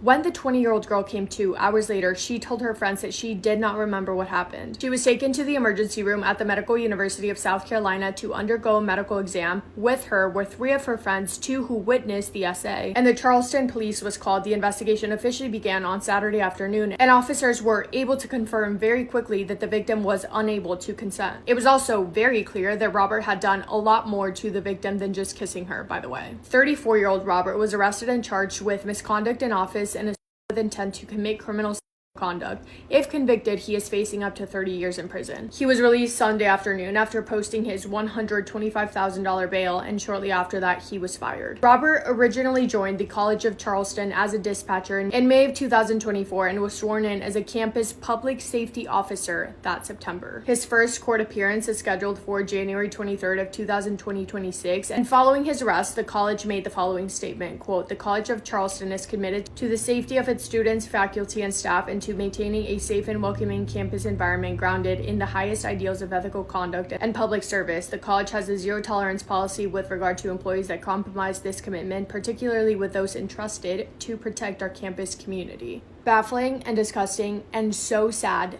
that these are the people that we are told that we are supposed to be able to trust in a dangerous situation. I have no words. It's disgusting, it's vile, and I hope that he gets the highest sentence. That's all I have for today. I know it was a quick one, but I saw this on the headlines and I was sick to my stomach. Anyway, hope you guys are having the best day. If not, go do something to make it the best day. Make somebody happy, and I will see you in my next video. Massive kiss on the forehead to every single one of you. I'm sorry, but I will die on the hill that this woman did not end her own life. Because you really mean to tell me that she stabbed herself 20 times with a kitchen knife, and 10 of those were in the neck and back? The police are saying that she ended her own life this way, but how was that possible when she was stabbed multiple times after she was already dead? And not to mention, one of those stab wounds was to her cranial cavity, and this would have immediately killed her, or at the very least rendered her unconscious. Yet she somehow went on to continue stabbing herself. I am not buying it, and if there's ever a case that needs to be reopened, it's this one. This is the mysterious death of Ellen Greenberg, and for some reason the truth is being covered up. So let's talk about it. Ellen Greenberg was a 27-year-old school teacher who lived in Philadelphia when she mysteriously died in 2011. She was described as a really happy, upbeat person, and she had a lot of really good things going for her. One of which was her engagement to her fiance, Samuel. The two seemed pretty happy, and together they shared an apartment in the Manayunk neighborhood. It was a nice little 2-bedroom apartment up on the 6th floor, and things seemed to be going really well until one fateful night. On January 26, 2011, a major snowstorm and blizzard hit Philadelphia, causing Ellen to leave work early. She got gas around 1:30 p.m. and after getting back home to her apartment, she carried on like usual, making a fruit salad. By all means, everything seemed typical, but by 6:30 that night, Ellen was dead. Her fiance Samuel had gone to the gym that afternoon around 4:45, and when he got back to their apartment, he said that he couldn't get in. The door seemed to be locked from the inside, and on their specific door, they had one of those swing bar latch locks that usually kind of flip over to lock. So this made Samuel think that Ellen was inside and just forgot to unlock the door. So he started knocking and calling out to her, but he got no response. After a while, Samuel started getting mad that he couldn't get in, and so he started texting Ellen. In total, he texted her 9 times actually, with each text getting more and more angry. He finally said, quote, "Open the door, you better have an excuse," end quote. When Ellen still didn't answer, this is when Samuel said he kicked the door in, forcing it open himself, and when he entered, he discovered a gruesome and chilling scene. Immediately after walking into their apartment, he found Ellen slumped over against some cabinets in the kitchen. There was a 10-inch serrated kitchen knife sticking out of her chest, and blood was everywhere. This is when Samuel said he called 911, but the call seems a little unusual. He told the dispatcher, quote, "I just walked into my apartment. My fiance is dead on the floor with blood everywhere," end quote. About 2 minutes into the call, the dispatcher told Samuel to try and perform CPR on her, and it was only at this point that he mentioned the knife sticking out of Ellen's chest. So this shocked the dispatcher, but nonetheless she asked what happened, and Samuel said, quote, "She stabbed herself. She fell on a knife,"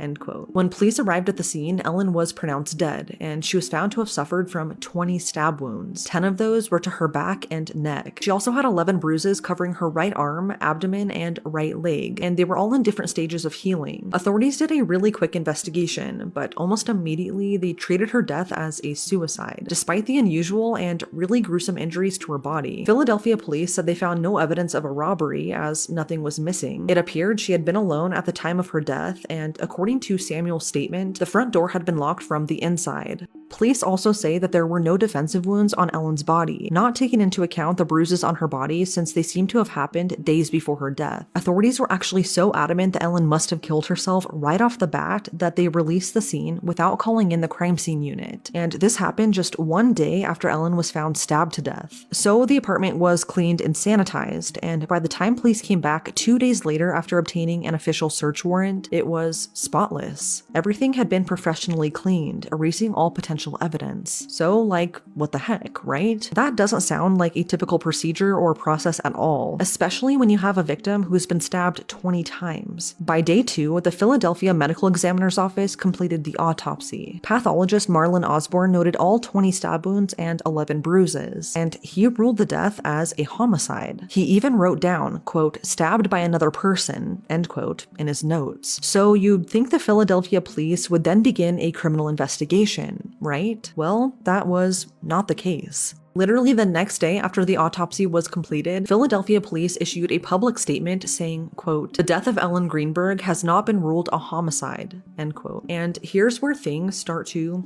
get strange. After the apartment had been professionally cleaned, Samuel's uncle, who also just so happened to be a really prominent judge in Pennsylvania, went into their apartment. For reasons no one has ever been able to explain, he grabbed their laptops, phones, and credit cards, which to me is highly suspicious and he shouldn't have done that. He did end up having to hand those items over to police, but still, it's just kind of odd. 2 months after Ellen died in such a gruesome way, her family experienced yet another blow. The medical examiner changed his ruling on her death certificate from homicide to suicide, and this was done after much persistence and pressure by the police, according to that medical examiner. Police are adamant that Ellen died by suicide, and they say this is because they found no evidence that anyone else was involved. They only found her DNA on the knife used to kill her, and her clothes, and after looking at the apartment's security footage, it didn't show anything suspicious. They said that since the door was locked, even though that was just Samuel's statement, she must have been alone. And the only other possible way into the apartment was from a balcony, but their apartment was on the 6th floor, so it was highly unlikely that anyone entered that way. And since it snowed that night, they went to check if there were any fresh footprints in the snow surrounding her apartment, but there were none. So they stood by the fact that she killed herself. Further proving this in their minds was the fact that in the months leading up to her death, Ellen started seeing a psychiatrist for anxiety about her job. She did have anxiety and was prescribed Klonopin and Ambien for it, which both could lead to suicidal thoughts. But according to her psychiatrist, Ellen had a visit just 2 weeks before her death, and she was happy, in good spirits, and was not suicidal. Ellen's family, on the other hand, do not agree with the suicide ruling, and they believe that Ellen was murdered. So while the case was formally closed, they started their own independent investigation,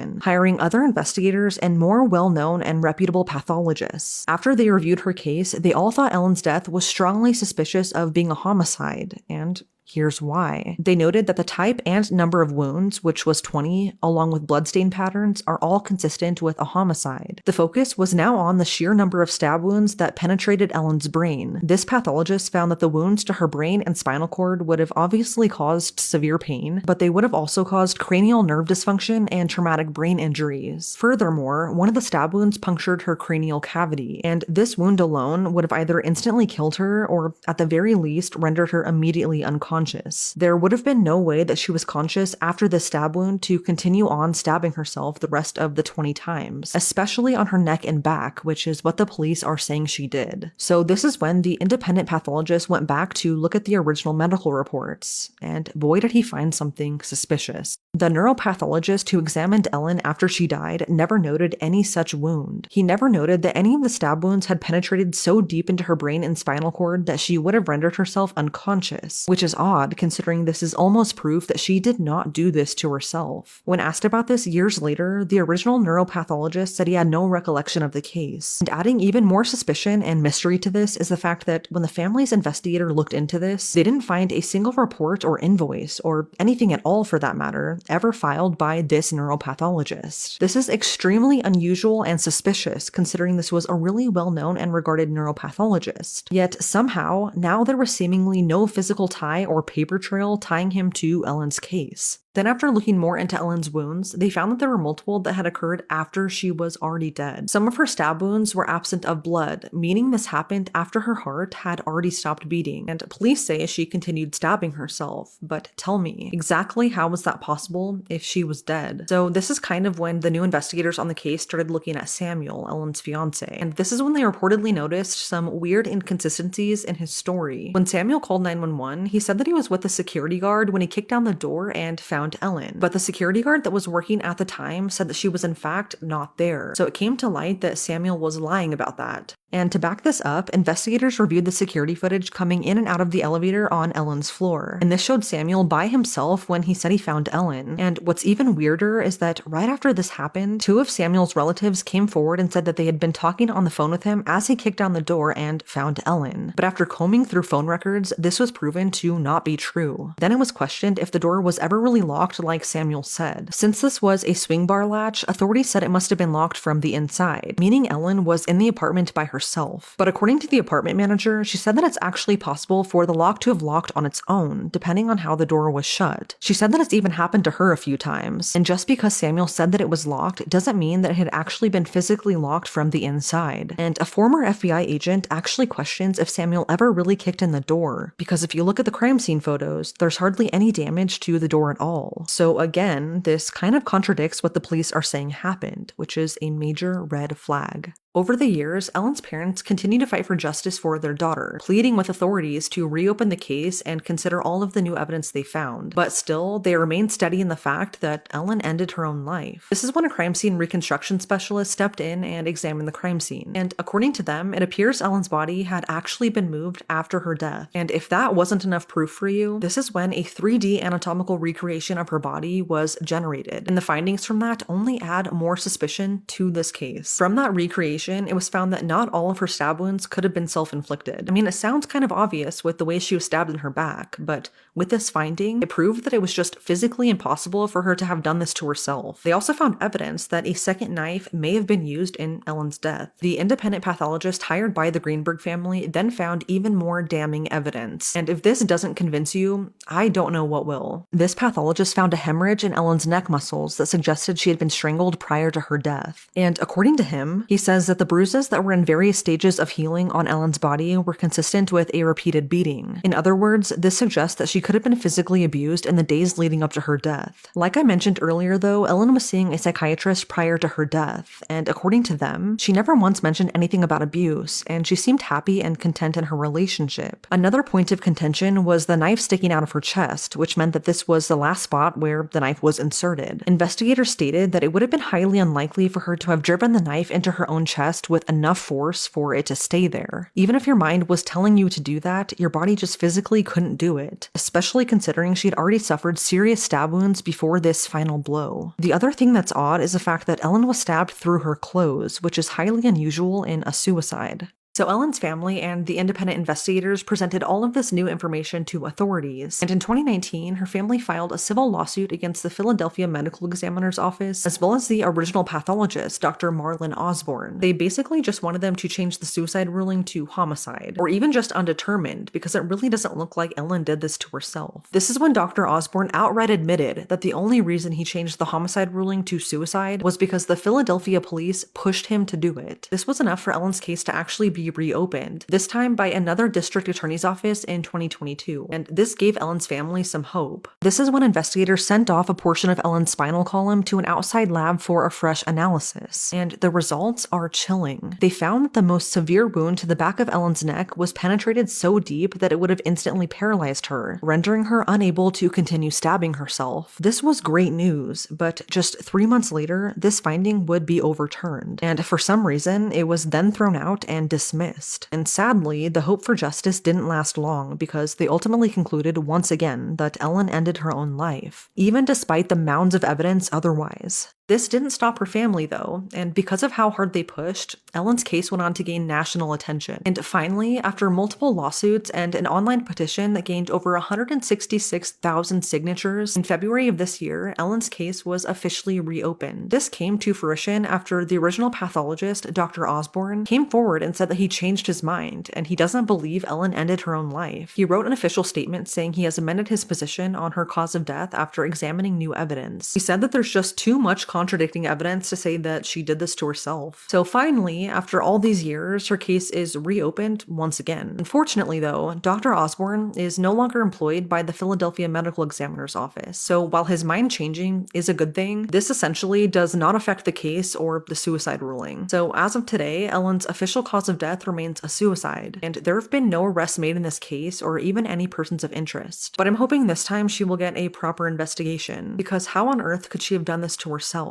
It's one thing that I will never understand or agree with, and why it's being covered up, I have no idea. But it's now been 14 years, and whatever happened to Ellen that winter night remains a mystery. The police thought the 911 call had to be a prank. The voice on the other end of the phone was a little girl, and what she said was so disturbing it couldn't have been true. But when officers arrived at the home in Willoughby Hills, Ohio in November 2012, they realised they just walked into a living nightmare. Before we get into this case, I upload a brand new podcast episode every single week on the Bourne investigation if you guys prefer deep dives. It all started in July 2011 when couple Kevin and Lisa Nofel made a decision they were going to take in a foster daughter. daughter. Girl was 16-year-old Sabrina Zurich, and she'd had a terrible start to her life. Both of her parents had abused substances while she was growing up, and they'd been in and out of jail, so she was in and out of the foster care system. She had no stability at all. She had all sorts of disorders as well: ADHD, anxiety, depression, bipolar. The list was endless. But the couple were certain,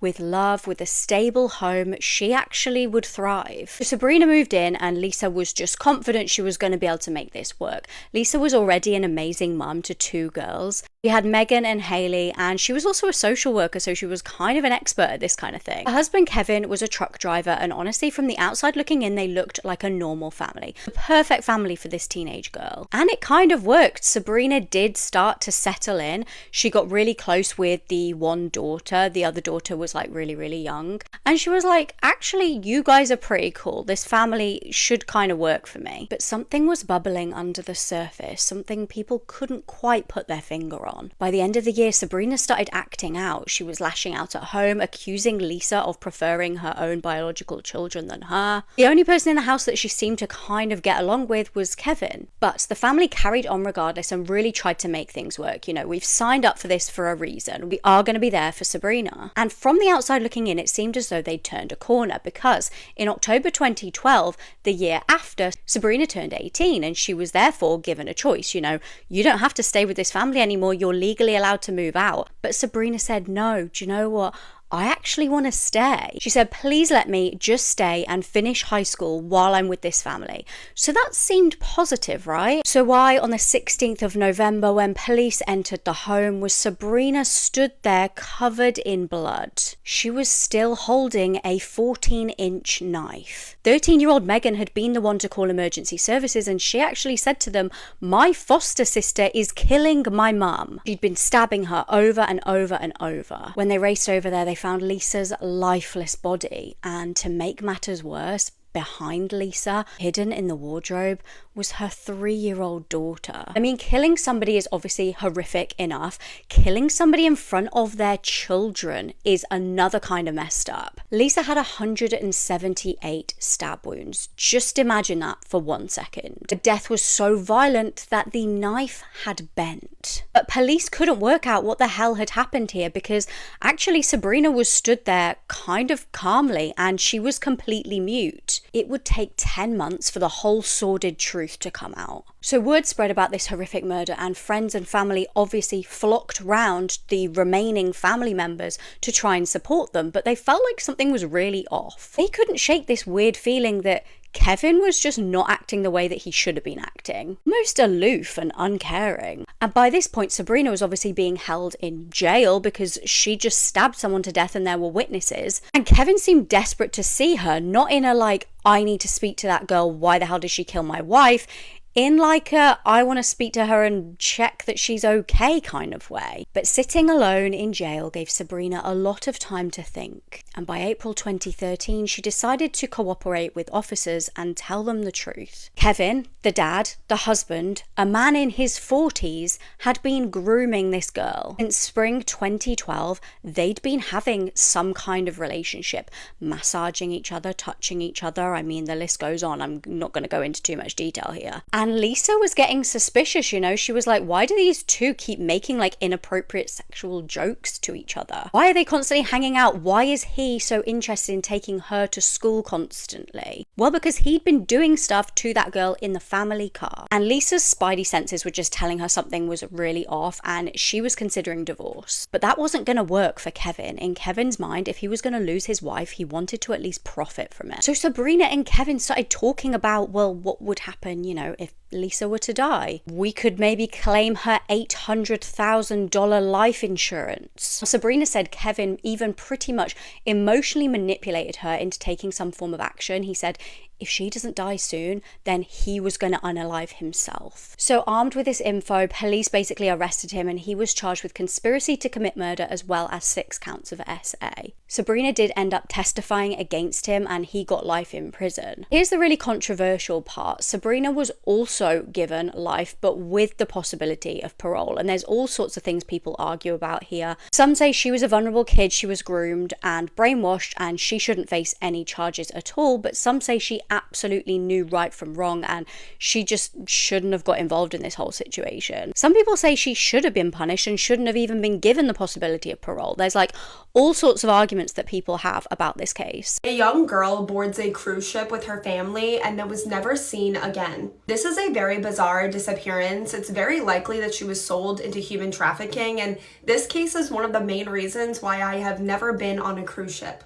Amy Bradley was like any other 23-year-old girl before she vanished. In high school, she earned a varsity letter in 5 sports, ended up going to college on a full basketball scholarship, and amongst her other recognizable tattoos, she had a Tasmanian devil playing basketball on her left shoulder, and this will be very important, so remember it for later on. By 1998, she had graduated college, was about to get her master's degree, she had just gotten a new apartment, was about to start a new job, and was planning on adopting a new puppy. She truly had everything to live for. She was also very close with her mom, dad, and her younger brother. They were only like 2 years apart, so they were more like best friends. In March of 1998, the entire Bradley family boarded a Royal Caribbean cruise ship. It was a vacation that Amy's father had won at work.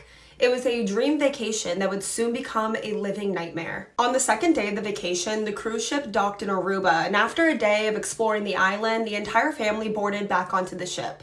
Amy and her brother ended up splitting up from their parents, and a waiter actually ended up approaching Amy's mother and asked her where her daughter was. And this was really strange because the entire family could notice that this particular waiter was kind of checking out Amy the entire time they were on this cruise. So Amy's mother asks, why? Why are you looking for my daughter?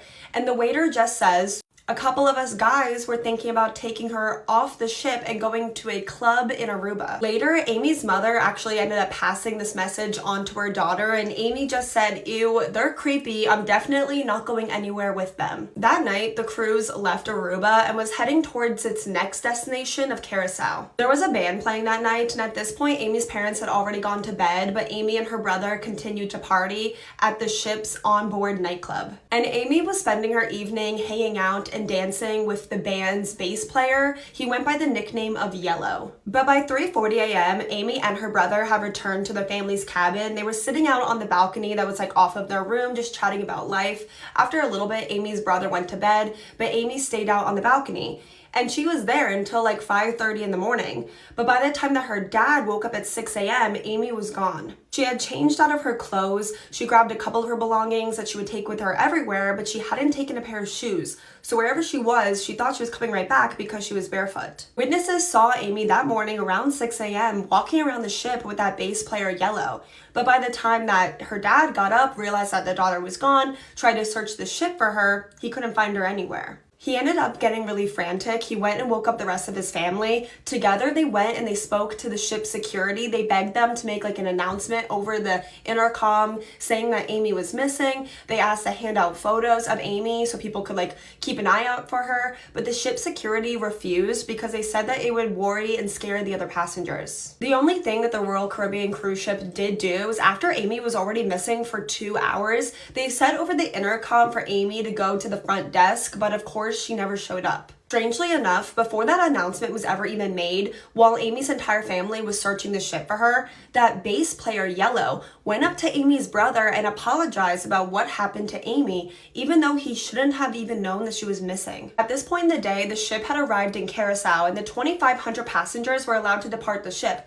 Amy's family begged that no one be able to leave the ship until their daughter was found, but the Royal Caribbean cruise ship refused. The cruise ship didn't even make note on who was departing the ship, so if Amy had been kidnapped, they would easily be able to take her off the ship. Later in the evening, the ship was about to leave Curacao and head towards their next destination, and Amy's family had a decision to make. Either stay on the boat, look for their daughter on the boat and hope that she hadn't been taken off the boat yet, or stay in Curacao and search for their daughter there. The Royal Caribbean told Amy's family that they searched the entire ship thoroughly and Amy was definitely not aboard the ship.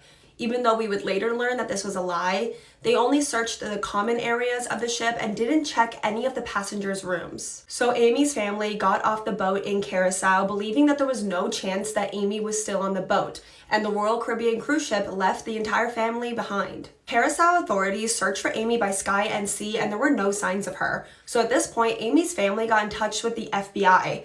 The FBI and Amy's family both met up with the ship at its next destination, searched the ship, and again, there were no signs of her, but at this point, she had been missing for days. And shortly later, the week-long cruise was over, and the Bradley family had to return to Virginia with one of their family members still missing. It has been concluded that it's very unlikely that Amy fell overboard on the ship. At the point where she vanished, they were very close to land, and Amy was a very strong swimmer. She was a lifeguard and on the swim team in college and in high school. So if she had fallen overboard, she would have been able to swim to land, or her body would have washed up on shore. What most likely happened and believed by most authorities is that Amy Bradley was kidnapped from her cruise ship and then sold into human trafficking, and there's a lot of credible sightings of Amy Bradley that does support this. The day after Amy vanished, a cab driver in Curacao said that a woman that matched Amy's description came over to him very distraught and frantic, saying that she urgently needed a phone. 5 months after Amy vanished, a Canadian citizen was on a beach in Curacao, and he says that there was a woman and 2 men that were on the same beach.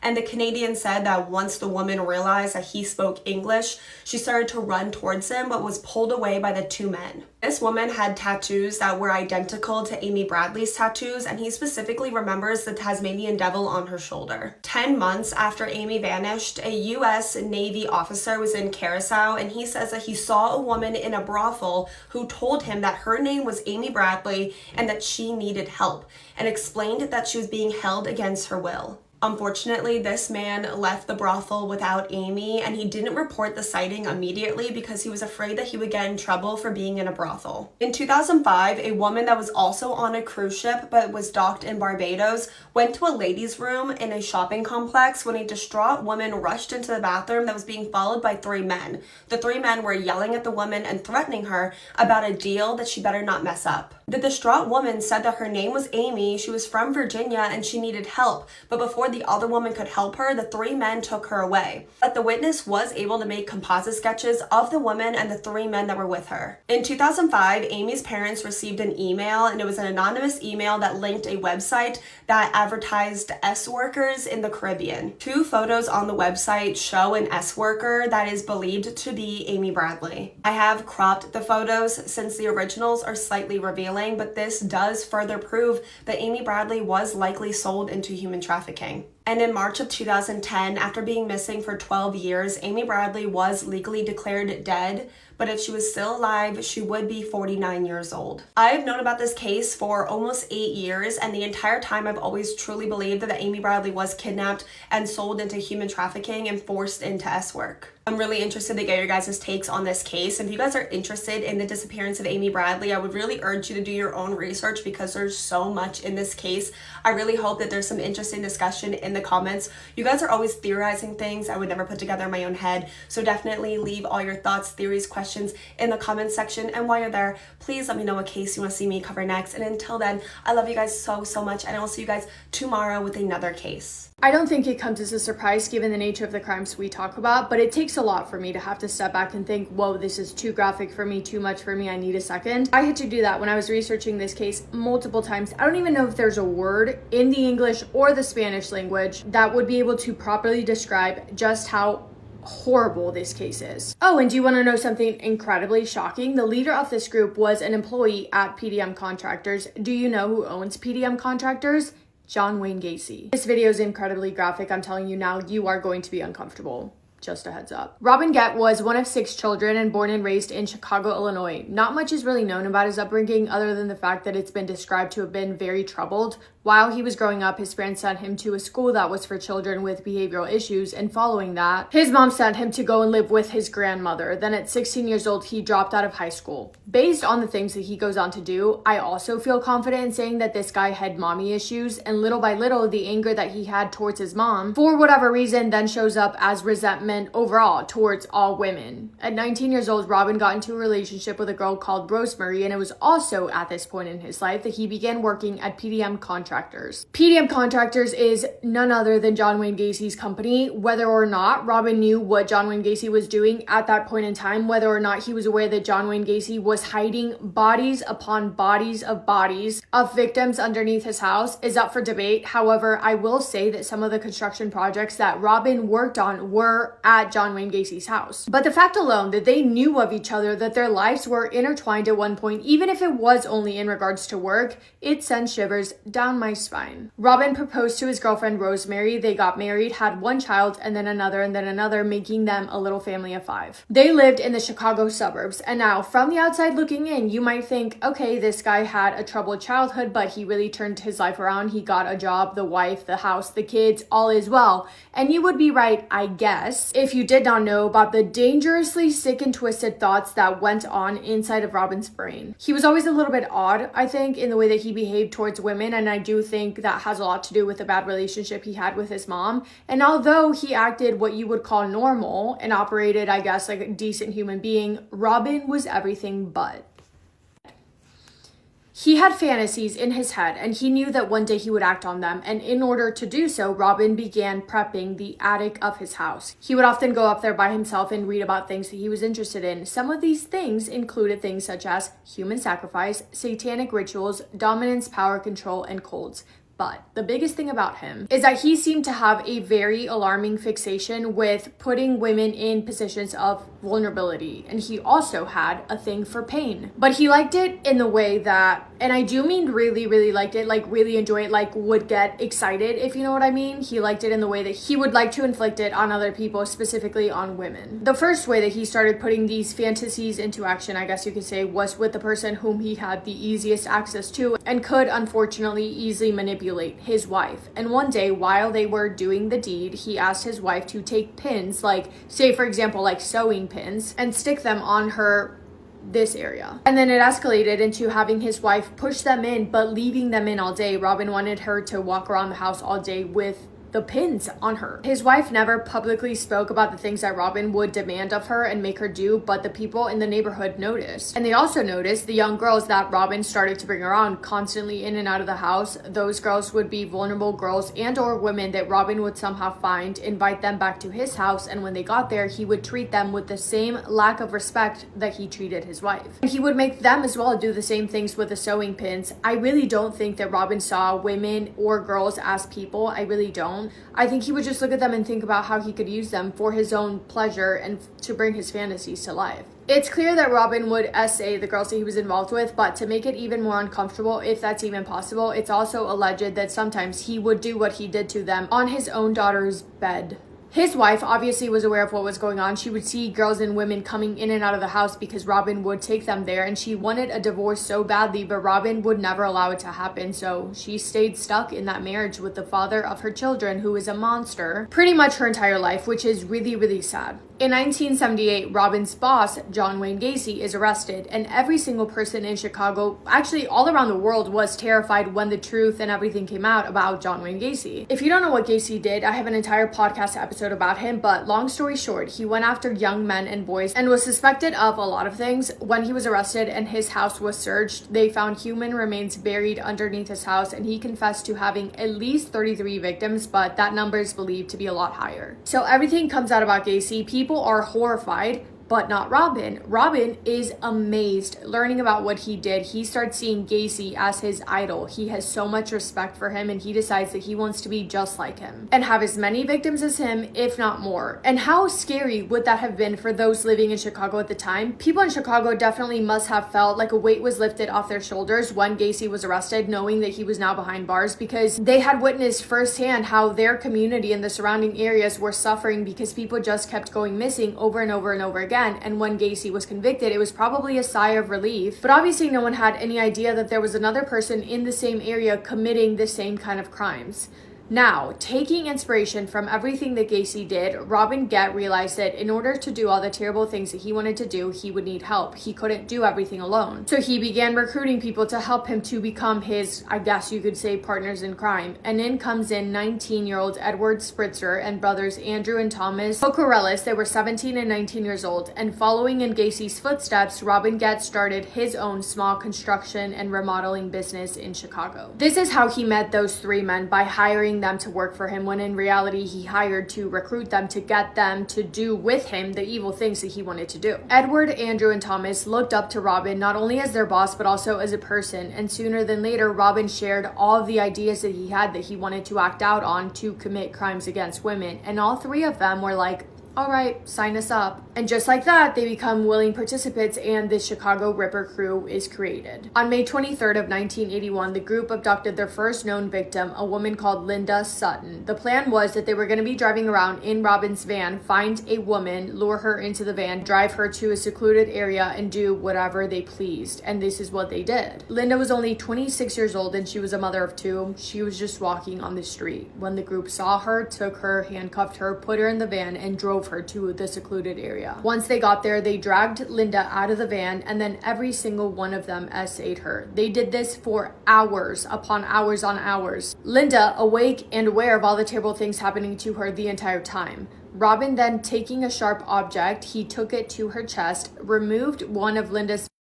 He took it with him back to his house to bring up to the attic, and then they dumped Linda's body. It is believed that Linda was still alive when they left her, and she passed away scared and alone because of her injuries. Her body was found 10 days later after police responded to a call about a bad smell outside of a motel in Chicago. They initially believed or assumed that the smell was coming from an animal, but upon further investigation, they discovered human remains outside of the motel. Because of the terrible condition that her body was in, authorities had to wait to get the dental records back to be able to identify her. But heartbreakingly, even though they were able to identify her, they had no leads and the case went cold. The night of the crime, when the group got back to Robin's house, remember I said he cut off part of her and took it back home with him?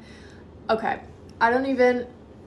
if you're eating, stop. The group of men in Robin's attic used that body part of Lisa's to further pleasure themselves. Afterwards, they consumed it, they ate it raw. This would become a pattern. A year later, May 15th of 1982, the group claimed their second victim, a woman called Lori Borowski. They abducted her when she had just arrived at her place of work. She was just about to open the door to her office. She was only 21 years old and all she was doing was going to work. The group shoved her inside of Robin's van, took her to a secluded area where they S8 her and then disposed of her bodies. Her body was discovered 5 months later, her autopsy showing that she had multiple broken bones and a horrifying amount of injuries. The only lead they had from that case was that somebody had seen a red van driving around in the area, but other than that, they really had nothing, and that case also eventually went cold. Days after Lori, 31-year-old Shui Mak disappeared. Her body would not be found until 4 months later. Shui was walking home from work when the group inside of Robin's van drove up next to her, offered her a ride, and she accepted. They drove her to a secluded area where she put up a fight. She fought as hard as she could, but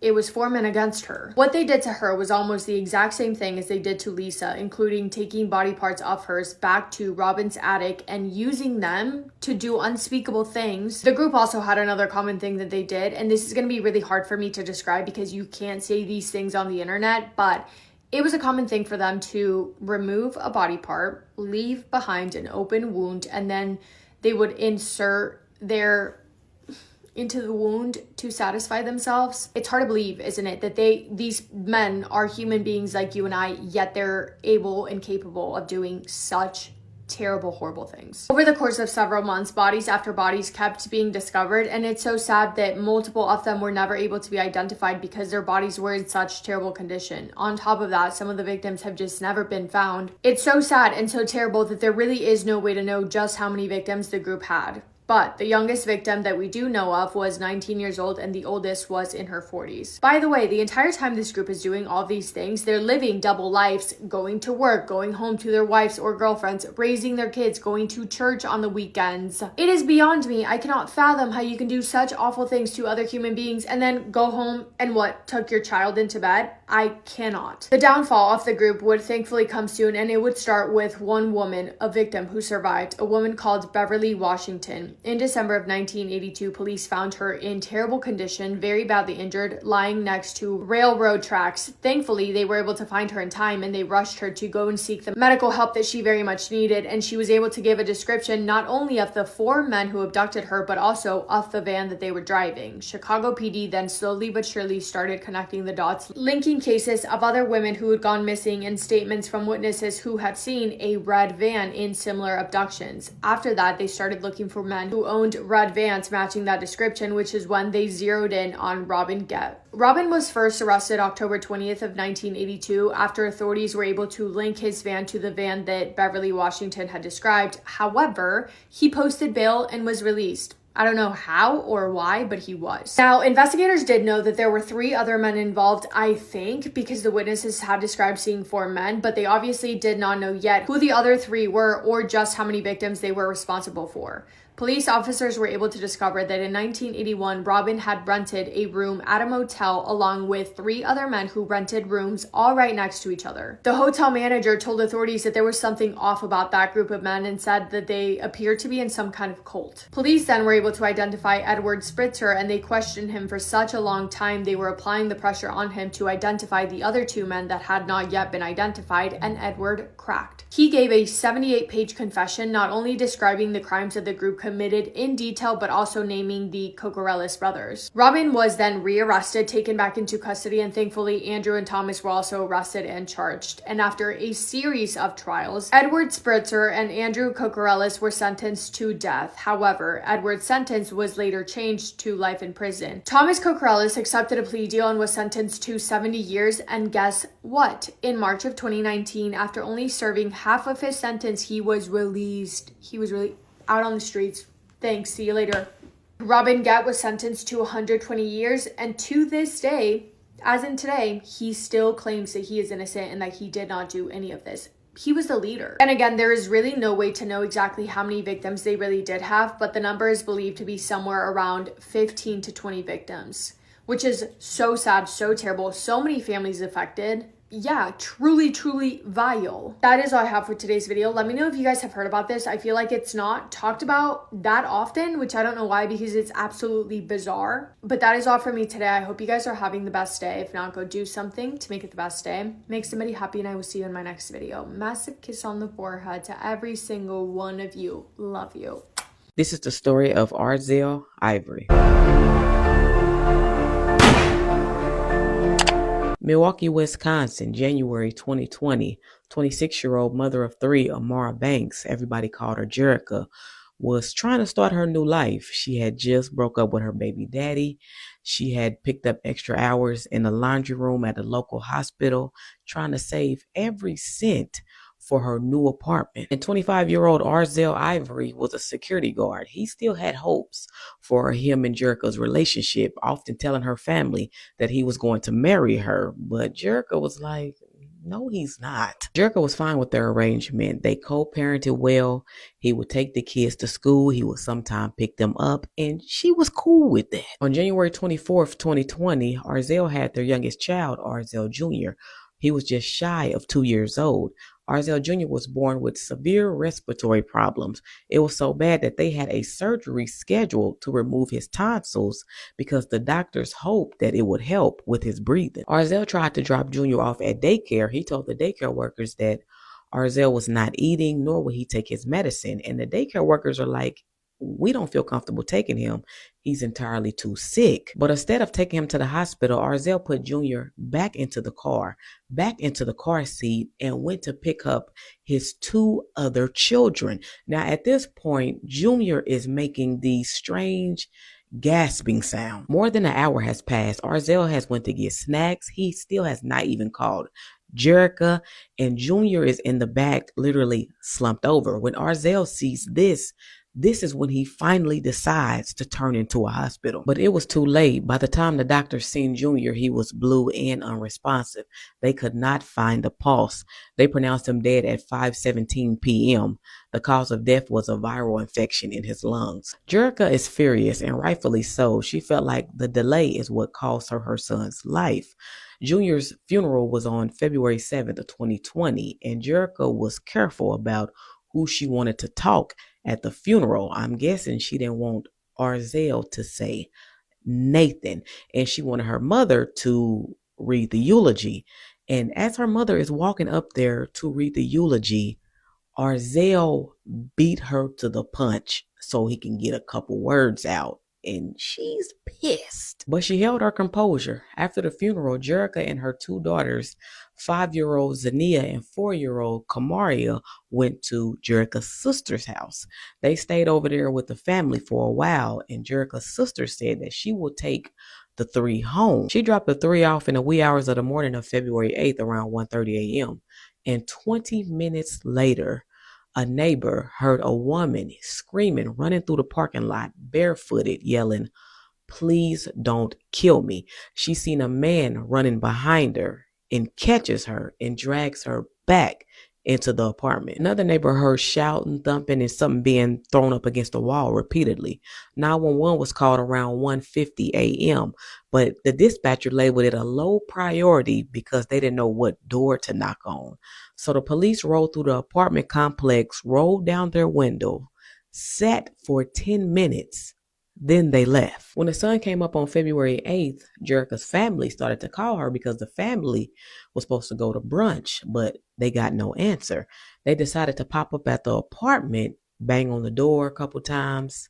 Still no answer. They also went to her job. On the morning of February 9th, they filed a missing persons report. And this is when the police put two and two together about the call that came in at 1:50 a.m. the other morning. This is when they decided to force their way into Jerica's apartment. Now, inside the apartment, they seen a big hole in one of the bedrooms.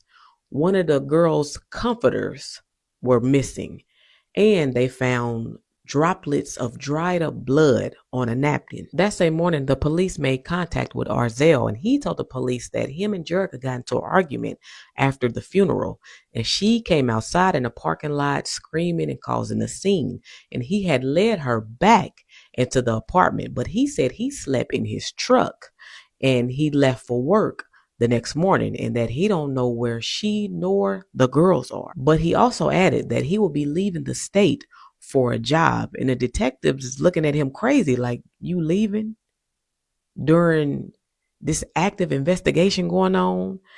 Your child's mother and your children are missing. And Arzel said, I got a job to do. This was most definitely a red flag. The police are thinking maybe he's trying to abduct them. An Amber Alert was not issued until February 15th, an entire week since the girls was last seen, and everybody was wondering what the hell took so long.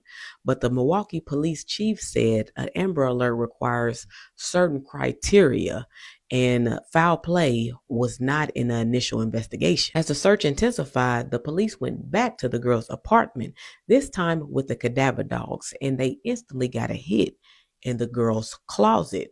Human blood was found. Another dog led the police to a spot in the carpet. When they peeled that carpet back, they found blood that I guess he was trying to attempt to clean it up with bleach. A warrant was issued for Arzel's arrest. And where was he at? All the way in Memphis, Tennessee, living with his father. When he got word that a warrant was out for him, he made a full confession to his father. And what did his father do? Immediately called the police. Kudos to the daddy. Milwaukee detectives traveled to Memphis to talk to Arzel, where he calmly made a full confession. He said after him and Jerica got into an argument, he strangled her. After he strangled her, he decided to strangle the girls because he didn't want them to live without their mother. And he felt since he was their father, he's obligated to take them out of this world. He then said he loaded the girls into his car and drove around for a while until he remembered his old apartment building that had garages that was never used. And one of the garages had a broken lock, and that's where he had placed the girls. He attempted to light them on fire, but didn't have, I guess it didn't light the way he wanted it to light. So he went to the gas station, got gasoline, came back, and lit their bodies on fire. The girls' bodies were found on February 16th, and Arzel was extradited back to Milwaukee. Now, he first pled not guilty due to insanity, but that shit did not hold up. He then took a plea deal to avoid trial and the death penalty. On July 16th, 2021, he was sentenced to life without the possibility of parole, as he fucking should. But it was so much that went wrong in this case by the authorities. From that first 911 call, there was not a thorough check. To the Amber Alert wasn't issued to a whole week later. Milwaukee, what y'all got going on? Rest in peace to all of them babies, and Jerica too. But how y'all feel about this, Yellow Tape? Another cold case has been solved as police say they have arrested the man responsible for the infamous Sundrop murders that killed 2 in North Carolina in 2008. At around 10 a.m. on June 13, 2008, police in Concord, North Carolina responded to a report of a shooting inside the Sundrop Bottling Company plant in Concord. Inside the building, responding officers found Donna Barnhart and Daryl Knowles shot to death. They both had gunshot wounds and were pronounced dead at the scene. 59-year-old Donna was the company's office manager for nearly 2 decades. 44-year-old Daryl was at the plant to apply for a job. There was some evidence collected at the crime scene, but it did not lead anywhere at the time. However, police were able to speak with witnesses who said they saw a man leaving the scene, and that led to this composite sketch of a possible suspect. Over the years, Concord police continued to investigate, submit evidence for testing, try to identify this suspect, and following up on hundreds of tips that they received. But unfortunately, the case went cold and remained that way for 17 years. But they never gave up on finding Donna and Daryl's killer. And that perseverance finally paid off when, in 2025, they finally identified a suspect. According to a press release from Concord Police, quote, through a meticulous re-examination of evidence and the pursuit of previously undeveloped leads, detectives uncovered critical information. On December 19, 2025, Concord Police detectives contacted the Port Angeles Police Department in Washington about 43-year-old Johnny Stephen Talbert. And then on May 18, 2026, police traveled to Washington. And 3 days later, on May 21st, Talbert was arrested in connection with Donna and Daryl's deaths. Talbert will be charged with 2 counts of first-degree murder and 1 count of robbery with a firearm or other dangerous weapon when he is extradited back to North Carolina. Right now, he's being held without bail in Washington. We don't know what evidence exactly led to Talbert's arrest and how he is connected to the victims, but he was just 25 years old at the time of the murders. But for now, police said no further information will be released to, quote, protect the integrity of the case and pursuit of justice for Donna and Daryl. Following the news of Talbert's arrest, the family of Donna Barnhart released a statement saying, our family wishes to formally express our sincere gratitude to the Concord Police Department for its dedication, professionalism, and perseverance in resolving an investigation that remained active for 18 years. For nearly 2 decades, investigators and supporting personnel demonstrated an unwavering commitment to seeking answers and pursuing justice. Their persistence, integrity, and tireless efforts ensured this case was never forgotten. They continued, quote, the resolution of this investigation has brought long-awaited answers and a measure of peace to our family. While time cannot erase loss or hardship, we are deeply grateful for the compassion, diligence, and determination shown throughout this process. So like I said, we don't know exactly what led to Talbert's arrest, but it seems like police have enough to prove that he did it. And hopefully, finally, after 18 years, Donna and Daryl will be getting the justice they deserve. This is the story of Greg Harris. October 2004, Baton Rouge, Louisiana. 30-year-old Shakita Tate is being sworn in as an attorney in the state of Louisiana. By January 2005, she had her own legal practice. She was making a name for herself in those Louisiana streets, taking on the hardest cases, accused killers, gang members, drug dealers, and she didn't have no problem with that. She hired her sister Danita to be her assistant. On a night out in late 2007, Chiquita was on her way home when she was cut off by a Corvette. When her and the Corvette got to the red light and she looked over like, what's your problem? It was Greg Harris, and he smiled at her. And what they say, the rest is history. The two were married by February 2008, having a small wedding with just family and friends. But about a year later, Shakita would be dead. Her work would sometimes require her to work late nights and sometimes overnight. In February of 2009, she was working on a high-profile case, a double murder trial with the Duhart brothers, who was accused of burning a man alive in 2007. On the night of February 19th, 2009, Greg knew Shakita was working late, but he started to get worried when she stopped answering his phone calls. When he seen the sun started to come up, he decided to drive over to her office. When he got to the office, the door was locked, so he decided to call the police. She told me she'd be home about an hour or two. Then after that, we started calling her and calling her. Everybody was calling her, and nobody can get a hold of her. So I just came down because when I woke up this morning, she still didn't answer the phone. So I just came down to see where, what was going on. After he got off the phone with the dispatcher, a cop just happened to be riding past, and he flags him down. As he entered the office, he quickly seen that it was a crime scene. Shakita was laid out in the hallway right by her office. She had been butchered, stabbed over 40 times. He had removed Greg from the building, and he became so hysterical that they had to put him in the back of a cop car. And Shakita's family all started to gather around her office as they was yellow taping it off. But what type of murder was this? Shakita still had all of her jewelry on, her watch, her earrings, her purse was even still in her office. But the only thing missing out of her purse was her wallet. In Shakita's hand was strands of long hair. They said it was 91 strands to be exact. During questioning, Greg said he talked to Shakita around 7 p.m. and she asked him to bring her something to eat.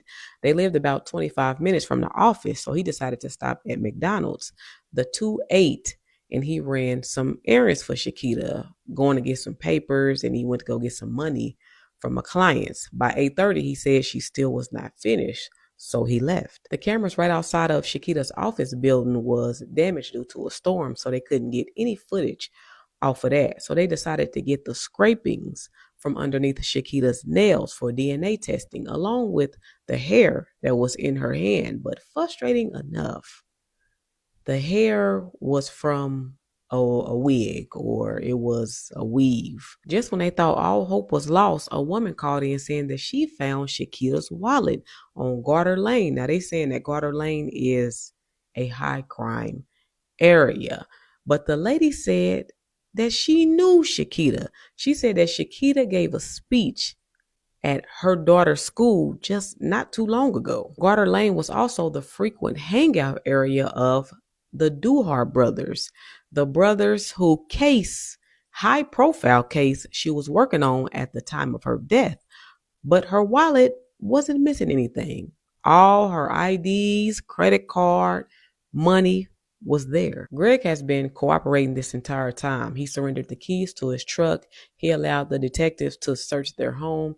And on the initial search, they found nothing. No bloodstained clothes, no weapons, no foreign DNA. But in the closet was something odd. It was a recording of Greg and Shakita screaming at each other, sounding like they were breaking up and arguing about who was going to take what. Shakita's sister, Danita, said that Shakita would fire her every week. Shakita had that, my way or the highway type of attitude. And she said that Shakita was like that in her marriage too.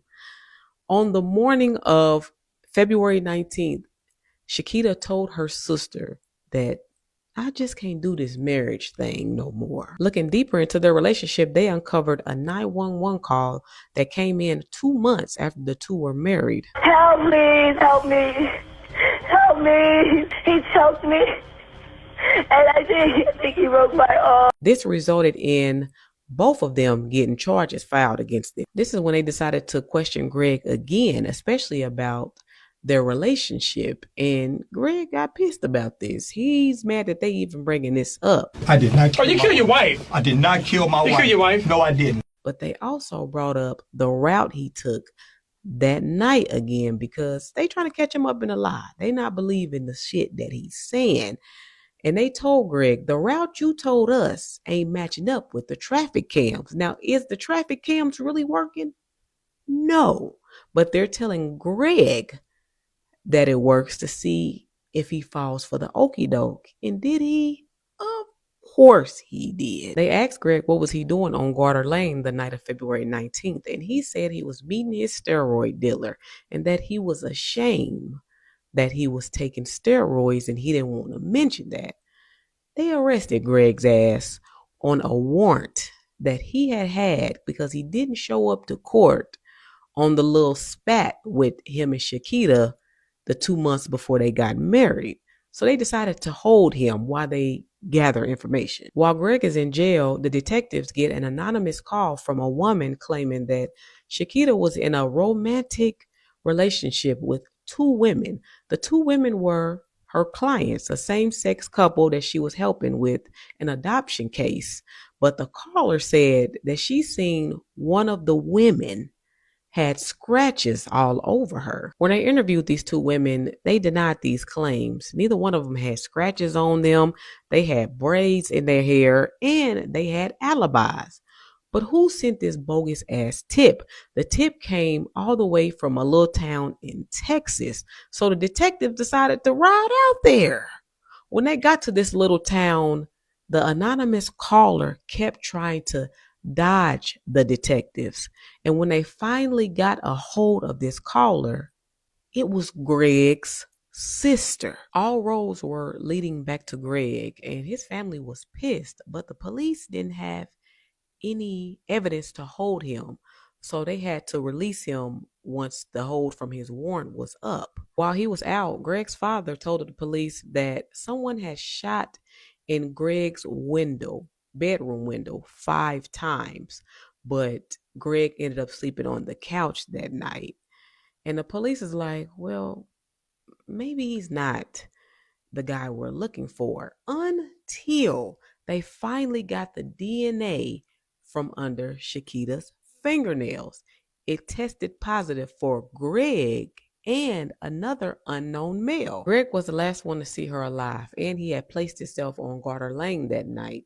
And during a more extensive search of his truck, they found a pair of sunglasses wedged under his seat with the blood of both him and Shakita's. They arrested 37-year-old Greg Harris on March 16th, just less than a month since the murder, and he remained in prison for 2 years until his trial started, which was March of 2011. He was charged with second-degree murder, and it came out during the trial that Greg had like a Jekyll and Hyde personality.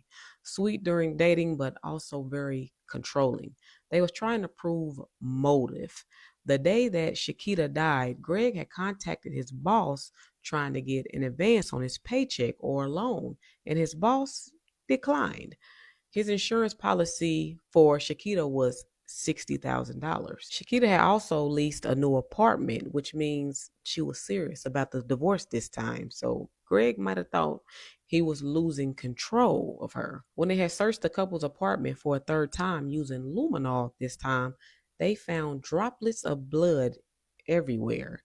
But it was blood on top of a bleach bottle that had both Greg and Shakita's blood on it. The steroid dealer said, yes, he do know Greg and he be serving to him, but he did not see him that night. But with a crime scene as big as Shakita's, they didn't find any evidence of Greg on the scene. They didn't find any big amounts of blood in his car, any big amounts of blood on clothing in the house. The DNA of the unknown male under Shakita's fingernails, they were trying to say was one of the Duhart brothers, but both brothers were in jail the night Shakita was killed. After 16 days of deliberating, they found Greg Harris guilty of manslaughter. Now, manslaughter is an unlawful killing without the intent to kill or cause serious harm, which was crazy. He was sentenced to 40 years without the possibility of parole, and he is still maintaining his innocence. And the question is still lingering. Did he do it? Who is that unknown male's DNA that was under Shakita's fingernails? What y'all think? I think he did it. I think he did it. All roads still led back to him. Was he alone? What y'all think?